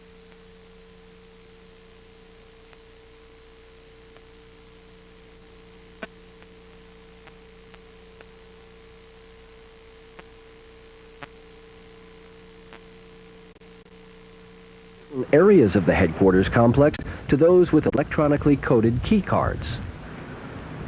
In the spring of 1995, the Texas legislature gave legal force to the idea of controlling access to public benefits with biometric technology. House Bill 1863 reformed a number of social welfare programs. It specifically called for electronic imaging to prevent duplicate participation in income assistance programs. Here's how the system works. When a client comes to a DHS office to apply for benefits, DHS staff will record finger images with a scanner. While the images are being checked against a central database, staff will also take a digitized photograph of the client, which will also become part of the applicant's case record. If no match is found, the client proceeds with the application process. If a match occurs, the client is referred to a worker for an explanation. For example, the client could have moved out of a food stamp household, but the local office records haven't been updated.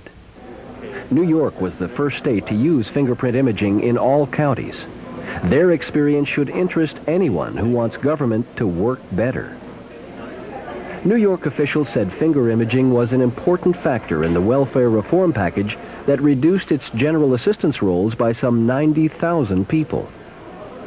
The integrity of the system was enhanced, and everybody knew it. According to New York's research, AFDC and general assistance clients overwhelmingly approved finger imaging. They felt it would be helpful in deterring fraud. Other states using or experimenting with fingerprint imaging in public assistance programs include Connecticut, Massachusetts, California, New Jersey, Illinois, and Pennsylvania. Similar programs are spreading in Europe. In Texas, the Lone Star Image program will start with a test in the San Antonio area. The contractor for the test will be North American Morpho Systems of Tacoma, Washington, the same company that runs New York's successful finger imaging program. DHS will report the results of the pilot project to the 75th Texas Legislature. If the test is successful, the system is expected to expand statewide within a year. Polls have consistently shown that Texans want to help truly needy people through hard times. But they insist on strict accountability. These feelings are shared by the staff at DHS. We know in heartbreaking detail the hardships and the struggles of the people receiving public assistance. You may be sure that anyone who legitimately qualifies for food stamps or AFDC is not in an enviable situation. The Lone Star Image System is a powerful agent for guaranteeing the integrity of the food stamp and AFDC programs. It's a case of using leading-edge technology to promote old-fashioned Texas neighborliness. Thank you for watching.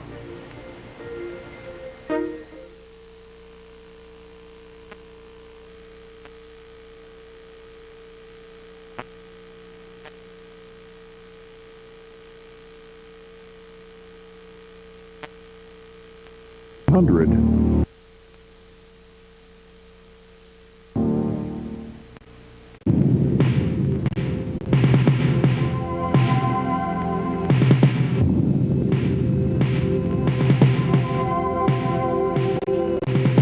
I had a dream the other night that, well, I didn't understand. A figure walked in through the mist with a flintlock in his hand. His clothes were torn and dirty as he stood there by my bed. He took off his three-cornered hat, and speaking low to me, he said, "We fought a revolution to secure our liberty.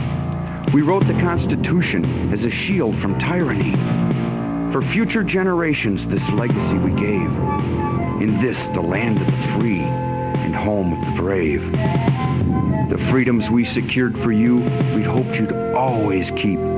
But tyrants labored endlessly while your parents were asleep. Your freedom's gone, your courage lost. You're no more than a slave.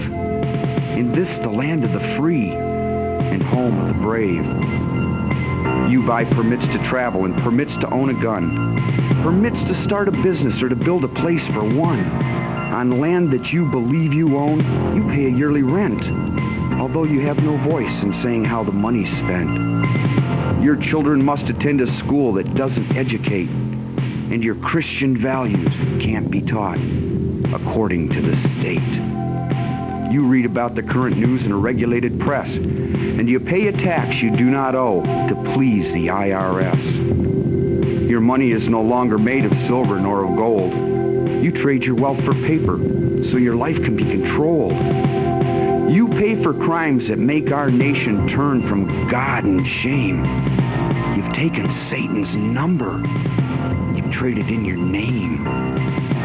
You've given government control to those who do you harm so they could burn down churches and seize the family farm and keep our country deep in debt. Put men of God in jail. Harass your fellow countrymen while corrupted courts prevail. Your public servants don't uphold the solemn oaths they've sworn. And your daughters visit doctors so their children won't be born. Your leaders send artillery and guns to foreign shores and send your sons to slaughter fighting other people's wars. Can you regain the freedoms for which we fought and died? Or don't you have the courage or the faith to stand with pride? And are there no more values for which you'll fight to save? Or do you wish your children to live in fear and be a slave? O sons of the Republic, arise, take a stand. Defend the Constitution, the supreme law of the land. Preserve our great republic and each God-given right. And pray to God to keep the torch of freedom burning bright. As I awoke, he'd vanished in the mist from whence he came. His words were true. We are not free, but we have ourselves to blame. For even now as tyrants trample each God-given right, we only watch and tremble, too afraid to stand and fight. If he stood by your bedside in a dream while you were asleep and wondered what remains of the freedoms he'd fought to keep, what would be your answer if he called out from the grave? Is this still the land of the free and home of the brave? God bless you, and God bless this republic.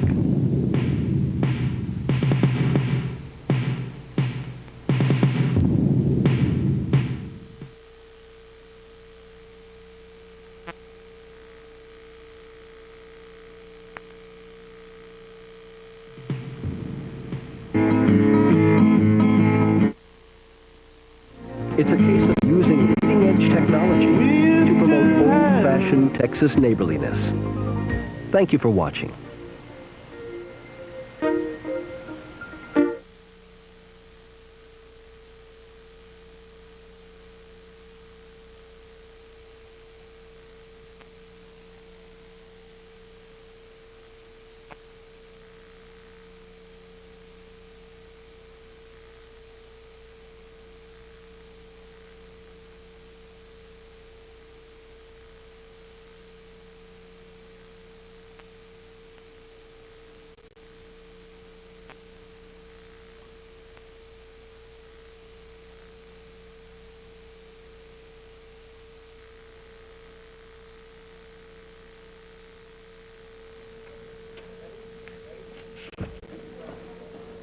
Austin, Texas, and we are back.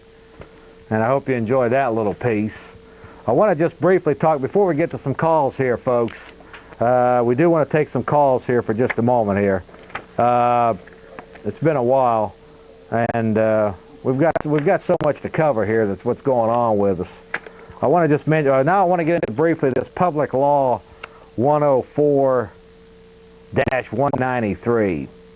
It's basically called, let me just get here, this act may be cited as the Personal Responsibility and Work Opportunity Reconciliation Act of 1996.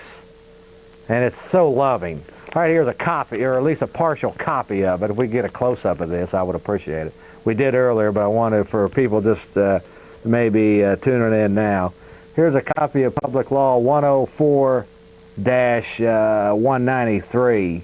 And right here's a copy of it. This is a partial copy of it. And it's entitled, that's good enough, Linda. It's entitled, now let's see. That's good enough. It's entitled the Personal Responsibility and Work Opportunity Reconciliation Act of 1996. Basically, this is right here, there's some of these subparagraphs. Formerly against the law to use a Social Security number, Social Security card for identification, now be used as proof of citizenship with possible biometric identifiers for counterfeit assistance. This is what they use. Also known as a national ID card. This is for people that do not drive, supposedly. The Legal Immigration Reform Immigrant Responsibility Act of 1996 mandates for all state driver's licenses. It's also provided for in Public Law 104-208, a sister law to this Public Law 104-193. Let me just read some of these loving things. Now, basically how this works, folks, is the feds, who, you know, that free money that you get, they're basically controlling the states. And apparently this has been defeated in 3 states, at least for now, until they decide that they need their funding. But basically the way this works is the feds dictate down to the states that either they follow these prescribed mandates, or they do not receive their funding for federal highways in their state. So it's going to be hard to, you know, cut off the hand the hand that's feeding you, so to speak. So I imagine that we can look for most of the states to quickly start implementing these mandates so they can receive their federal funding. Okay, just a couple of things real quick here. For example, here's section 311. If we can get some close-ups on these, I'd appreciate it. Can we do that? Or okay, section 311 of this loving act. Basically, it's called the State Case Registry, and personal information to be shared on multiple state and national databases. Massive state and federal databases to exchange and share information. Employers to become involuntary servants and financial agents of the state and federal governments. This is, I think the phrasing may have been changed in the writing of this. However, you know, essentially this is what it amounts to. Here's section 313. This goes on and on and on, so I can only just read a few of them here. But all new employees to be databased with nationwide multiple agency sharing of personal information. Employers to provide your information to state databases. Employee information to be shared with national database. Employers must report within 20 days after hiring anyone, twice each month. Felony conspiracy charges for employers not reporting. These are some of the things that the employers are subject to. Here's enforcement of support orders. Section 369, for example. Right here again. Right here's a copy of it. We've got it right here, folks, if you would care to look. Section 369 talks about your driver's license, business license, recreational license, hunting, fishing, etc., and other license can be suspended or withheld for overdue payments or failing to respond or comply with subpoenas or warrants. So in other words, folks, you know, if you have an outdated parking ticket or speeding ticket or something like this, once this program is implemented on a national level, you risk the threat of getting one of your licenses suspended. It's also loving, don't you know? Neighborly. It's neighborly. That's the new term now down here, neighbor. This is also neighborly. Okay, the international, let's see, international support enforcement. Let's see, it goes on and on here. I'm just picking out some of the higher particulars. Collection and use of Social Security numbers for use in child support enforcement. Can we get a close-up of this? This is in Section 317. All applicants for professional licenses, occupational, driver's, and marriage licenses to include Social Security numbers, formerly illegal and an invasion of privacy under the Privacy Act of 1974, United States, USC Code Title 5, Section 552A. But now makes it, this will now make it illegal for them to suspend licenses. Remember, keep in mind, licenses is not rights. Never, I have never read in the Constitution anything about a bill of licenses or a bill of privileges. And this is what they're replacing our rights with, and that is they're replacing our rights with licenses and privileges. So now you can pretty well say that the Bill of Rights now is a bill of licenses and a bill of privileges. It's all it's neighborly. Let's see here. Keep moving on here to some of this stuff. It just goes on and on. It's like 346 pages of this stuff. But basically, what they're using is the Social Security number, which in fact, when it was first implemented, was supposed to be voluntary, the Social Security system, and it was told to us at the time that it would never be used for anything other than Social Security. We now see that they've lied to us on that front. Let's see. It just goes on and on and on here. Just so many things here. How they're going to. Oh, here one that's particularly interesting is that one that I saw. Yeah, I'm going to get to that. One that was particularly interesting was right here. This is again. It's from the same bill. It's from the same Department of Transportation, National Highway Traffic Safety Administration, discretionary planning grants to support the demonstration and evaluation of pre-driver licensure drug testing programs. And this is going to be enforced by the National Highway Traffic Safety Administration. You know, that neighborly organization. It's going to take good care of us. Action requires announcement of the availability of funds and requests for grant applications to support planning for the demonstration and evaluation of pre-driver licensure drug testing programs.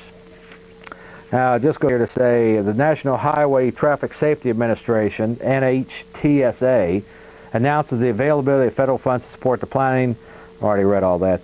Depending on availability of funds, up to $2 million will be made available for planning grants.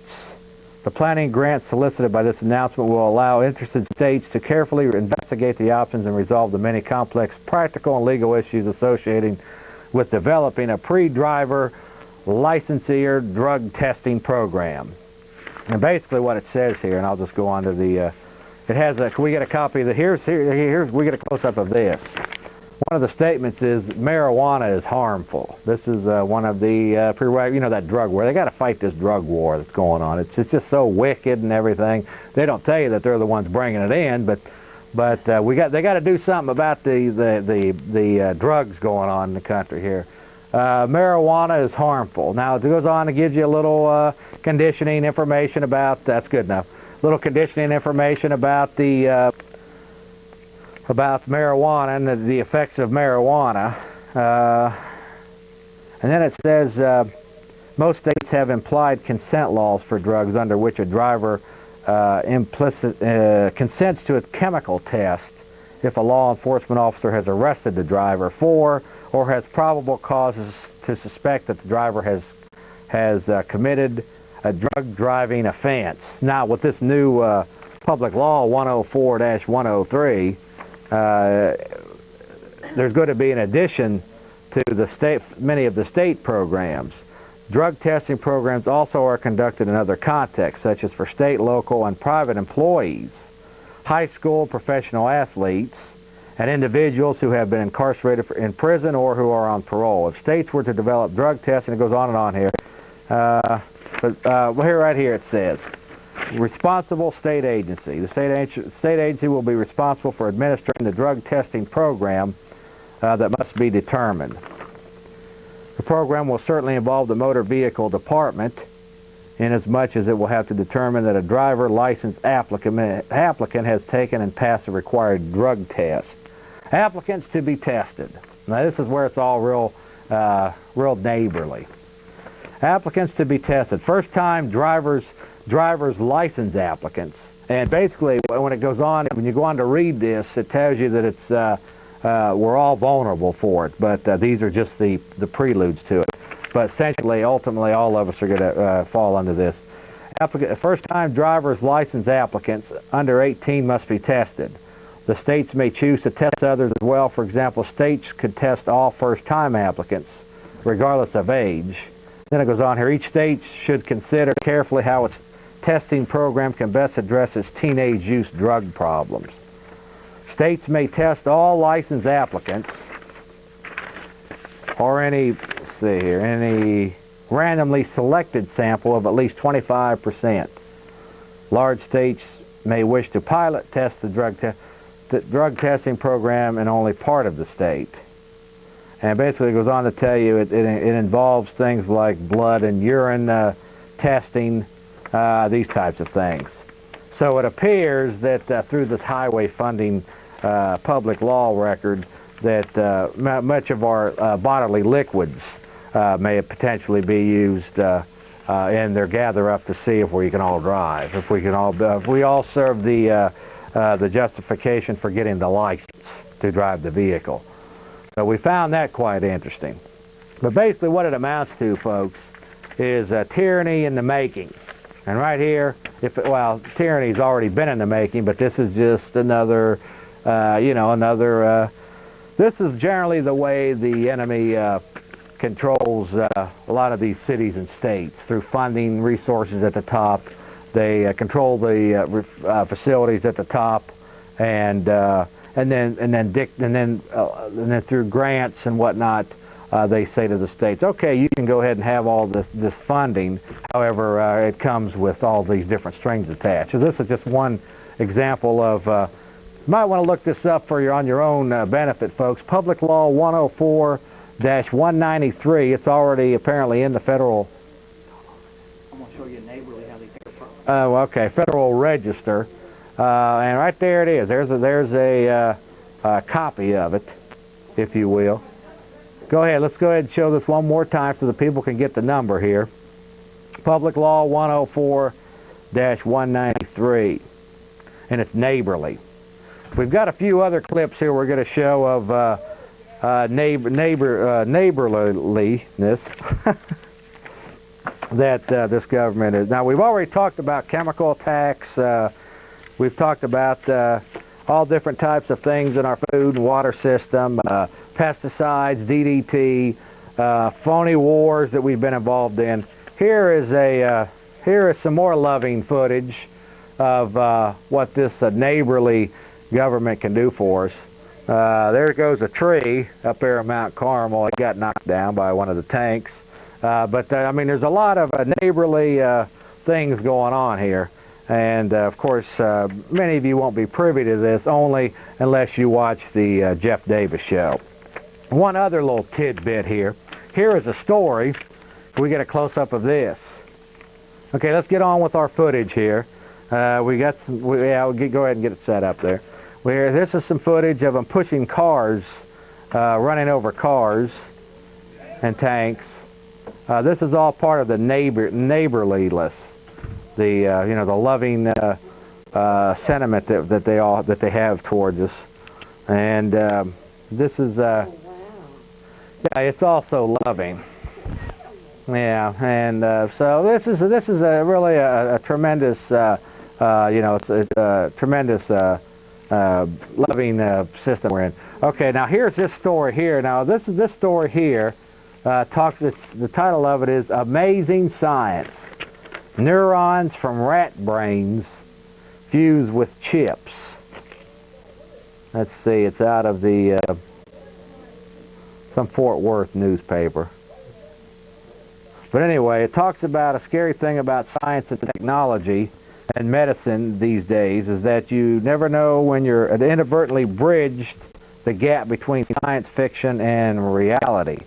Basically, the bottom line is that they're now inserting chips into rats' brains, and the logic for it is that the built-in electrodes are detecting individual firings between the cells. Basically, they're analyzing the right now, the research may be able to shed light on how neurons communicate and how memories are made. And this is a story coming out of a Fort Worth newspaper. What's the interface of computers and Yeah. human mind? Well, right here is a, well, this is all loving, this is all neighborly footage right here. Wouldn't you say that's neighborly? Very neighborly actions going on here. By the de facto. Oh, wait, no, this is the protesters. Oh, that's where they're getting the mace sprayed in their face? They're getting the pepper spray. Pepper spray? On Q-tips, and it's being directly applied to their eyes. That's all neighborly. This is all neighborly here, folks. We don't have to worry about nothing here. This is a loving system that we're under. So don't worry about anything. Let's go ahead and show this here. Can we get a close-up of this where these neurons from rat brains fused with chips? Okay, right there it is. There's a copy of. There's a copy of this story that come out of some Fort Worth paper or something. But it was sent to the P.O. box. But anyway, that's all interesting, loving piece.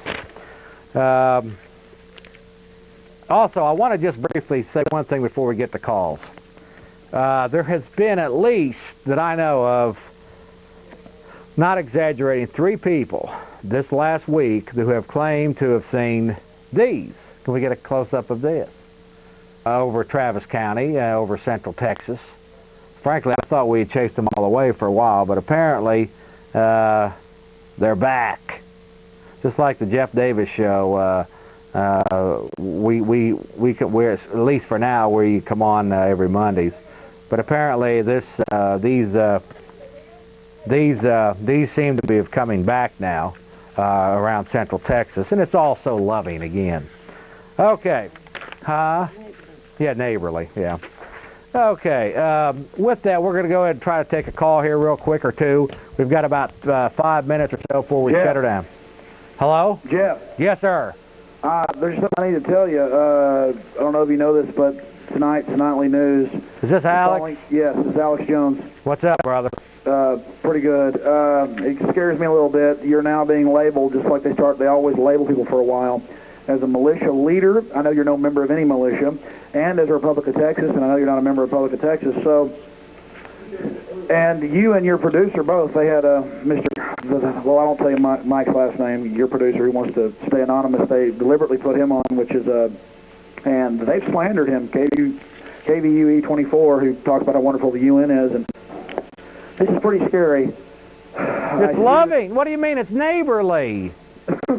What do you mean? Why is well, I don't know. I mean, it's great how you show them spraying the mace in those environmentalist eyes and rubbing it in, torturing them on site. I've shown them breaking pro-life protesters' arms. I think the so-called liberals out there better wake up that they're expendable too. They're having mace rubbed in their eyes, having their wrist broken for peaceably assembling like Mahatma Gandhi or somebody. But what's funny is even the people doing the spraying are expendable. That's right. Of course, they're all cannon fodder for global thugs. And isn't that it? Man, listen, so much has happened in the last month. They're admitting black helicopters are real. I've seen them swarming around town. I don't even want to tell people what I saw when I drove over to your house the other day. It just sounds so ridiculous. I mean, this stuff just goes on, and now, that piece that your producer taped, I wish y'all had played it the way the state talks about it, because I don't think people got it. It kept saying, neighborly fingerprinting with electronic and digital computers. Neighborly, and they're making us think it's for welfare recipients. I got news for you. The laws that I brought up here to you, which can be gotten from the Federal Register. Yeah. In fact, it's not really a law. It's kind of a rook that they call it a law. It's kind of a con. Right. Really what it is, Jeff, is Clinton just ordered 92 that thumb scanning would start. By 93, Texas did it. There's one of those imaginary black helicopters that Lair NewsHour now admits is real. It is for everybody. The thumb scanning, the urine and blood testing. The thumb scanning is already being done. It's been going on since 93. They're starting the urine and blood testing in the next year or so if states want their highway funds. This is real. This is on the public law, and no one's talking. The news isn't talking, and because you're bringing this forward, I'm bringing this forward, you are now being labeled as a militia leader. They are demonizing you in the press. Just be careful, Jeff. I know you don't have a firearm. I know you have a couple of deadly chihuahuas. But still, you're evil, you're dangerous, and I think they're going to be coming after you soon. And I didn't used to believe all this stuff, but you got the news. There it is, Lair NewsHour, 23rd of September, admitting all this. I'm worried about Wes Curtis. I'm worried about all of us. People, it's time to rise up peaceably and start just shooting our mouths off. Everybody, back these suckers down. I got people signing up here at Access Television, left and right, who are going to become producers. If they get rid of us, there'll be a new wave. We're getting on talk radio. I'm probably going daily soon on the radio. It's just a flood. They're not going to stop it. They're turning up the heat, and we see it. And I commend you. I have to admit this. Me and you've had our differences in a lot of things, but Jeff, I used to think you were full of it on a few points because I couldn't accept how fascist this country was. Yeah. I thought it was a bias or something like that. Now I find out we are in a full-scale slave state, and it is loving, and it is neighborly, and that's what they're calling it. And truthfully, it's a bunch of greedy thugs that are wanting to stomp our brains out. It's actually a silent war going on. Hey, when's your show, brother? Tomorrow night, 8:30. Am I still scheduled for part of it?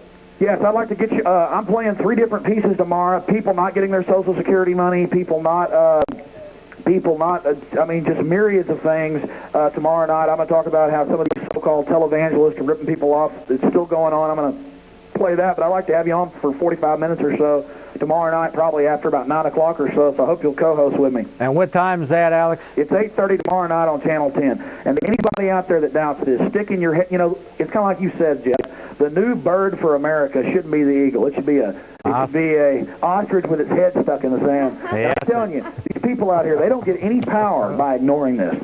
You don't get power over evil by ignoring it. You get power over evil by standing up to it, even if it runs you over flat. And then by example, others will stand up. They can't stop the human spirit. And I'm telling you, something hardcore is coming up. I mean, they're going to start urine and blood testing us. They're fixing to have this big UN meeting this month in Kyoto, Japan, to restrict our fossil fuels, but nobody else has to follow it. And the UN's closing down our parks, Yosemite. They got UN signs up. Nobody's talking about it. Well, wait a minute. No, not nobody. Oh, we're talking about Not nobody. That's right. We'll let the people, delve themselves in foolishness and folly. But as long as we have a program down here, we're going to be talking about wickedness, baby, in high places. You got it. Well, the scary part is though they're already starting to now paint you in the media, and it's slander, Jeff. I saw the newscast on KVUE 24. It's the nightly news, and there was tens of thousands of people watching, and they said you're a militia leader. They said they said that you're a producer who has a couple kids and a nice wife and has some vicious Labrador retrievers I've seen pet and giving bones to chew on. He's just very, very dangerous. I actually didn't see it. Really don't know anything about it, so I'm not even worried about it. Well, Tim, look, that still don't mean that the fight is not going on. Well, Jeff, they didn't like us burning their precious UN flag on UN Celebration Day. Oh well, that's just too bad now, isn't it? They didn't appreciate that. Yeah, well. And you're standing up. We're standing up. We've got 100+ people coming down to the free meeting where everybody just gets together under the Chariot Inn roof and talk and they can't stand it. All races, all creeds, everybody, and that infuriates them because they can't call us racist. They can't call us bigoted. They can't call us child molesters. They can't call us all their favorite little names. So they're just going to call us militia members. And what did the Statesman have on its cover page today? The front story was about computer I have no idea. Well, I know. Well, I'm going to tell you, that's a CFR newspaper. I have absolutely no idea. It's a Council on Foreign Relations newspaper. Well, Jeff, I'll let you go. What, tomorrow night when? People tune in to Channel 10 at 8:30 if my show's on. Sometimes, every once in a while, it almost gets canceled. Sometimes I don't hear about it till the last minute, but it should be on. And I'm going to be on a kind of an entertainment show where we will have some New World Order discussed tonight at 11.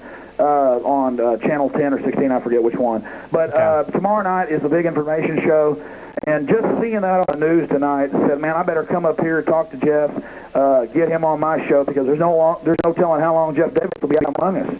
You know, trump up a few charges, come grab you, say that your chihuahuas are deadly attack dogs. And this is why I've always been told by people who have that the more people you surround yourself by, the better you are. So. Well, you got it, Jeff. And I'll tell you, I know what the charge is going to be when they come get you. It's going to be you were keeping deadly attack demon dogs that weigh at least 1.5 pounds apiece. Out at the Davis compound. Yeah, at the Davis compound. Take care, Jeff. God bless you, brother. And listen to everybody out there. If they just check out, and we're allowed to give websites. It's Atlanta. It's www.atlantainfoguide. Yeah, we're not allowed to do that. Yeah, I don't think we are. I don't think we are, producer. Well, your show's not. I guess Alex, let's just hold off on that because I don't want to take any chances down here. All right. Well, let's just put it this way then. If you check are we allowed to talk about federal laws? I guess that's commercialism too, isn't it? Well, no, we can do that, but no. Okay. Well, people need to check in there. It's actually a federal regulation. You need to read it to them. They need to check it out.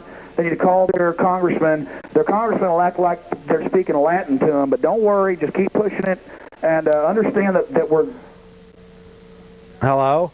We can't say call. Okay, yeah, we can't do that, Alex. I'm sorry. Maybe we're jumping the board over here, but, we got suspended down here. Oh, so I can't give the website? Yeah, no, we can't. Look, maybe we're overreacting down here, but Mike is, we've already been suspended down here, I think, for baloney already. I understand. That's okay. And plus, information is power, so it is dangerous to some people. Well, we'll see you tomorrow night, Alex. Good morning. Appreciate the opportunity to be in here again this morning, Commissioners. I want to start off by saying my name is Mike Hanson. I'm a concerned parent. Judge, I want to appreciate your call back yesterday. I called all the commissioners yesterday to let them know my concerns. I appreciate you calling me back. You're the only one that called me back yesterday afternoon. Sorry I didn't get through to you. Like I said, this is the 4th time I've took off work to come down here. Ms. Gomez, I could have had you $1,000 in your campaign chest if I would have spent that money otherwise, but I took off 4 times to come down here because I'm very concerned about this ASAP project. And I have heard and had many calls over the last couple days about Bruce Elfont whining to KVET Radio about how the new system that y'all just passed about a month ago is not working, and he cannot get a hold of people by phone because the parents are not giving the right numbers. Well, then he needs to go to the parents and get some new numbers. I don't think we should backslide. We should move forward on trying to get rid of this unconstitutional ASAP program.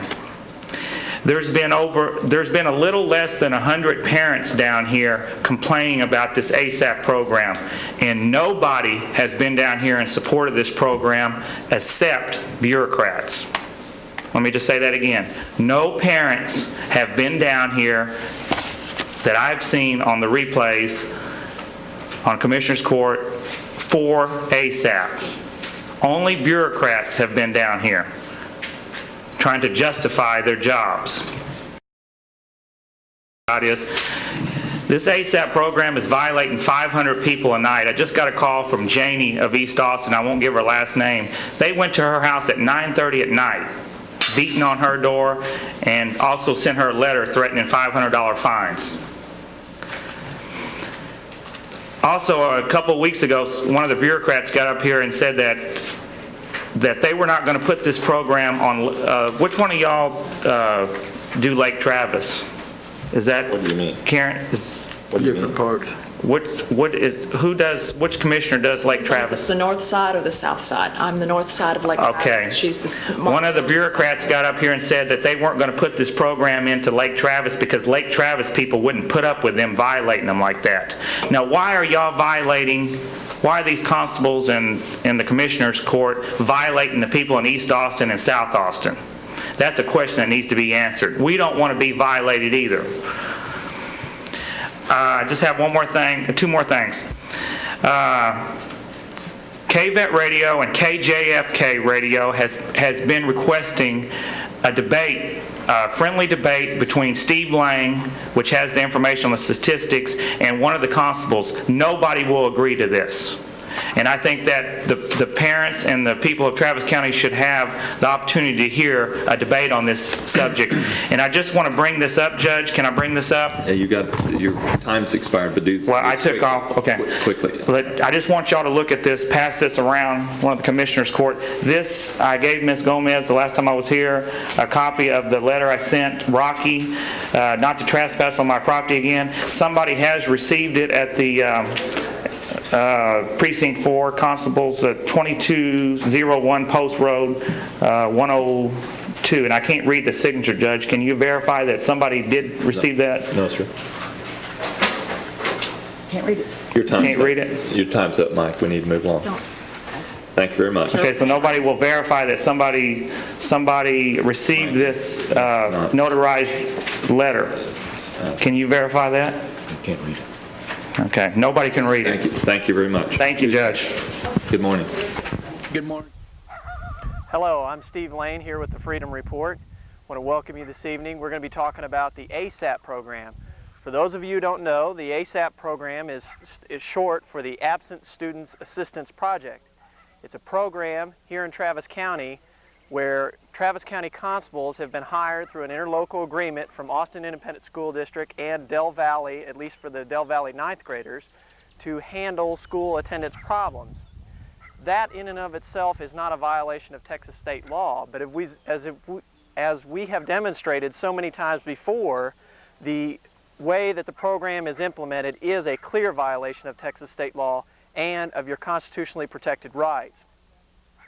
The program works like this. If your child is absent from school in such a way that it may be an unexcused absence or at least appear to be an unexcused absence, the school sends out a county constable to your house between the hours of 6:30 p.m.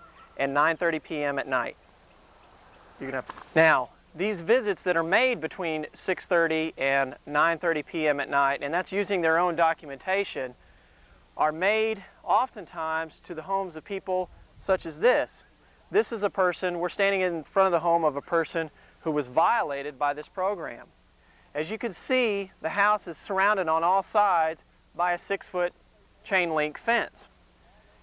As you noticed from the tape earlier, there are signs all over the chain link fence clearly indicating no trespassing. Now, the United States Supreme Court has upheld the notion that it is a violation of law to go onto another person's property without their permission. This law has been upheld to apply to law enforcement officials as well. The only way they can come onto your property without your permission is if there aren't clearly marked no trespassing signs, if they're in sort of a common area, if they have a summons, a lawful summons to court or some other lawful process, a warrant, or if there's some exigent circumstances, that is, the house is on fire, they hear gunshots, they smell gas, things of that nature. That would allow them to come onto your property without your permission. However, in particular, when dealing with school attendance, the Texas legislature felt like they had to specifically protect your property and protect your privacy, so they wrote into the Education Code, which I'll read to you here. This is section 25.091, letter B. A school attendance officer may not enter a private residence or any part of a private residence without the permission of the owner or tenant, except to serve lawful process on a parent, guardian, or other person standing in parental relation to a child to whom the compulsory school attendance law applies. Now, it appears to me from looking at this, that the Texas legislature, which by the way, this education code was revisited by the 74th legislature a couple of years ago, and if there was ever a time to rewrite the code in such a way to allow law enforcement officials to come onto your property without your permission in an effort to so-called communicate, which we've proven that's not the purpose of the program as it's been stated. But the fact is, if there was ever a time that they wanted to write into the state education code that it was all right to do that, that would have been the time to do it. They didn't do that. In fact, as I've just demonstrated to you, they did quite the opposite. The Texas legislature made a concerted effort to protect your property rights and to protect your privacy by putting that stipulation in there. And I've been in contact with someone who's on the state education committee, a senator from my area, and he has agreed to speak to me next week in his office, and we're going to go over just this fact. And I think we're going to find that the gentlemen who wrote the education code and sit on the education committee are totally opposed to this kind of heavy-handedness of a program. The state law in this matter is clear. If a child is absent 3 days or parts of days within a 4-week period, excuse me, that might be 4 days, I believe it's 4-week period though, a 4-week period, or 10 or more days or parts of days within a 6-month period, the child or parent could possibly be in violation of compulsory attendance laws of this state. If it is found that the child or parent is possibly in violation of the compulsory attendance laws, the state law outlines specifically what is to take place, and that is number one, if it seems that there might be a violation, the school is supposed to issue a letter sending that letter to the parent saying you might be in violation of compulsory attendance laws, your child might be in violation of compulsory attendance laws, we demand that you comply immediately. If the parent or child continues to fail to comply with the law, then the state has the ability, law enforcement has the ability to go down and file against you in either your municipality, JP court, whatever the appropriate authority is to report you. Then they can get a lawful summons, summoning you to a trial, a pretrial hearing, etc., etc. Then a constable has every right to come to your home and walk past no trespassing signs in order to serve you a lawful process. Or they might even be able to obtain a warrant at that point if they go before a judge of appropriate jurisdiction and ask and convince the judge that a warrant would be necessary. At that point, they're allowed to be out there. And that's what I personally have advocated all along. Follow the existing law.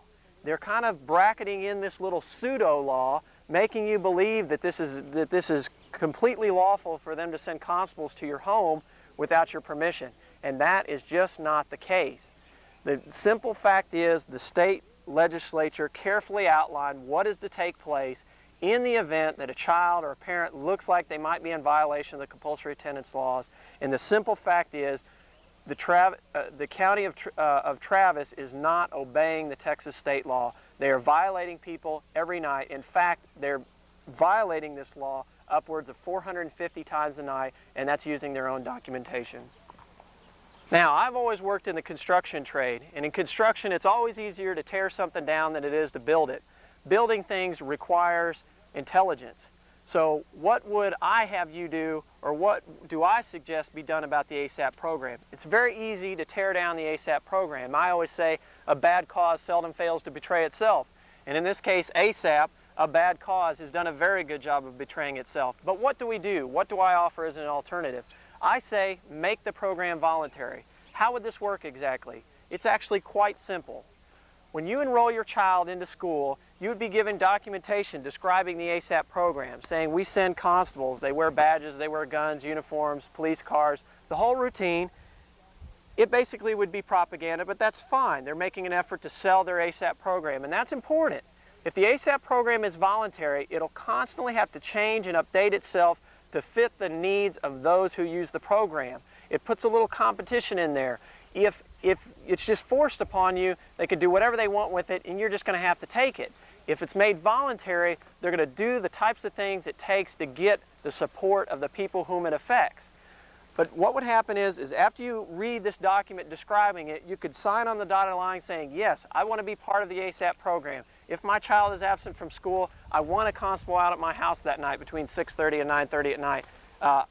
because you might be a parent who feels like they need that little extra something to help their kids get to school. My wife, when I first met her, she was a single parent. I know how hard it can be to be a single parent.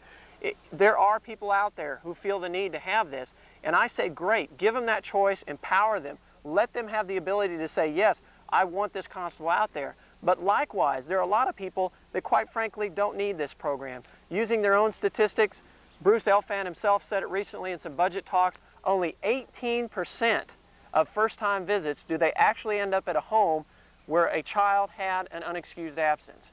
That means 82% of their first-time visits, they end up at a house where the child was either in school, had an excusable absence, whatever the case may be. And the soundbite I always used is 82% of ASAP visits are a 100% waste of time. The key is, the law is not made voluntary in that case, as some people have tried to spin, in particular Judge Alshire. There's nothing voluntary about the law. What's voluntary is your participation in the ASAP program. That's how I'd like to see this work.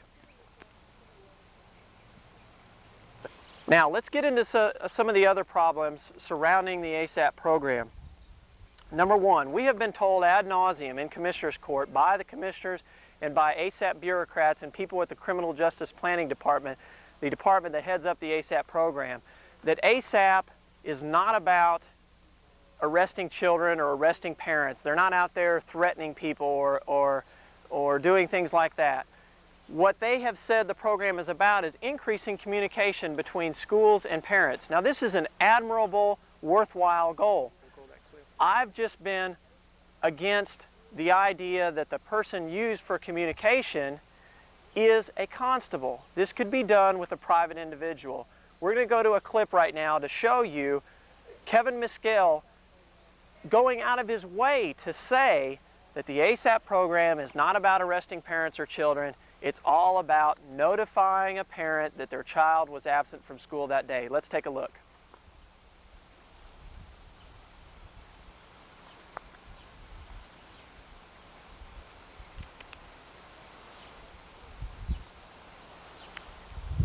Now, from that clip, you could see Kevin Miskell, again, went out of his way to state the fact, or excuse me, their idea of a fact, that the ASAP program is all about notifying parents that their child was absent from school this day. There's nothing wrong with that. That is a fantastic idea. It's a horrible idea to send a county constable out with a badge and a gun to do that. Now, the simple fact is, that's not what this program is about. Now, I made a very broad open records request back in March of 1998, leading up to the March 24th Commissioner's Court meeting where they looked at reviewing the ASAP program and making some minor changes. Now, the reason I made such a broad open records request is Roger Martinez of the Criminal Justice Planning Department and Dinah Dinwiddie had been very forthcoming with information. I had been making requests, making phone calls saying, Roger, you know, can you fax me this statistic, or Miss Dinwiddie, can you send me this, or whatever. And they were very, very cooperative. The problem was I started using that information to expose the layer upon layer of onion-like corruption that surrounds this program. Now, after this started taking place, I made a request of Roger Martinez, and he got very upset with me over the telephone and said, Steve, we're doing nothing wrong here. We're not violating the law. Look, if you want to make requests like this, you're going to have to do it in writing, and we'll respond back to you via mail as quickly as we can. Clearly, the stonewalling was beginning. So I made a very broad open records request asking that they give me every available piece of data on the ASAP program from its inception to today's current date, or at that time, today's current date, which was about March 15th. The Criminal Justice Planning Department wrote me back a letter, actually the County Attorney's Office, saying, Mr. Lane, we would like to give you this information. However, we're not sure that it would be legal to give it to you. It may be a violation of open records law to give you this information. So what we're going to do is turn it over to the State Attorney General's office, let them issue a letter ruling deciding whether or not you can be allowed access to this information. Now, this is very important. Again, I felt like I was being continually stonewalled. Let it push it into the bureaucracy and watch it disappear. But I stuck with it. Now, recently, and this is a document, a letter that's dated May 20th, 1998. I didn't receive it until just recently. This is a document from the State Attorney General's office that was written to the Travis County Attorney's office. In it, the true nature of the ASAP program has been exposed. Now let me state again, you just heard Kevin Miskell saying that this program is about one thing and one thing alone, and that's notifying parents that their child was absent from school that day. However, the county attorney's office views this program a little bit differently than Constable Kevin Miskell. In arguing that I should not be allowed access to this information, that is information regarding the ASAP program, the county attorney's office said that to the State Attorney General's office in legal documents that release of information about ASAP would interfere with the detection, investigation, or prosecution of a crime. Now this is a very specific portion of the open records law that's designed to protect criminal investigations. In other words, if you're being criminally investigated, you shouldn't be allowed to go down and find out what tricks they're using to get the dirt on you, so to speak. So the Texas legislature wrote this into the open records law years ago. So it's clear, it's very clear. The county attorney's office, Travis County Attorney's Office, views the ASAP program as one thing and one thing alone, and that is a crime program. They are busy detecting, investigating, and prosecuting crimes when they implement the ASAP program. That is contrary to what the county commissioners have told us. That is contrary to what the Travis County constables have told us. They continually, ad nauseum to use that phrase again, have said that this program is about informing parents that their child was absent from school that day. They do this when the radio stations are around, when Fox is around, when NBC is around, when ABC and CBS is around. But behind your back to the state, the county attorney's office goes and says, no, no, the ASAP program is about detecting, investigating, and prosecuting crimes. We deserve an answer to this. Is this program about crimes or is it about communication? You can do something about this. You can call the county constable's offices and put in your 2 cents worth and say, excuse me. Now this brings us to another very important issue. You also heard on the segment with Kevin Miskell, Constable Kevin Miskell, he had said, leading up to those comments that I pointed out, that they attempted to start this program in Lake Travis ISD. The program didn't go over very well there. When they first tried this program at Lake Travis ISD said, no way. He said it was a result of the perception of the program, that the program was perceived to be exactly as it turns out what it is, and that is detecting, investigating, and prosecuting crimes. Now, the important fact here to note is that Lake Travis ISD is an area that's traditionally considered to be politically somewhat powerful, if you will. Definitely there's people that have political influence in Lake Travis ISD. In Austin Independent School District, however, these are areas that have been traditionally politically weak. And I believe that the program has preyed upon, if you will, and been put forth in areas that have been traditionally politically weak.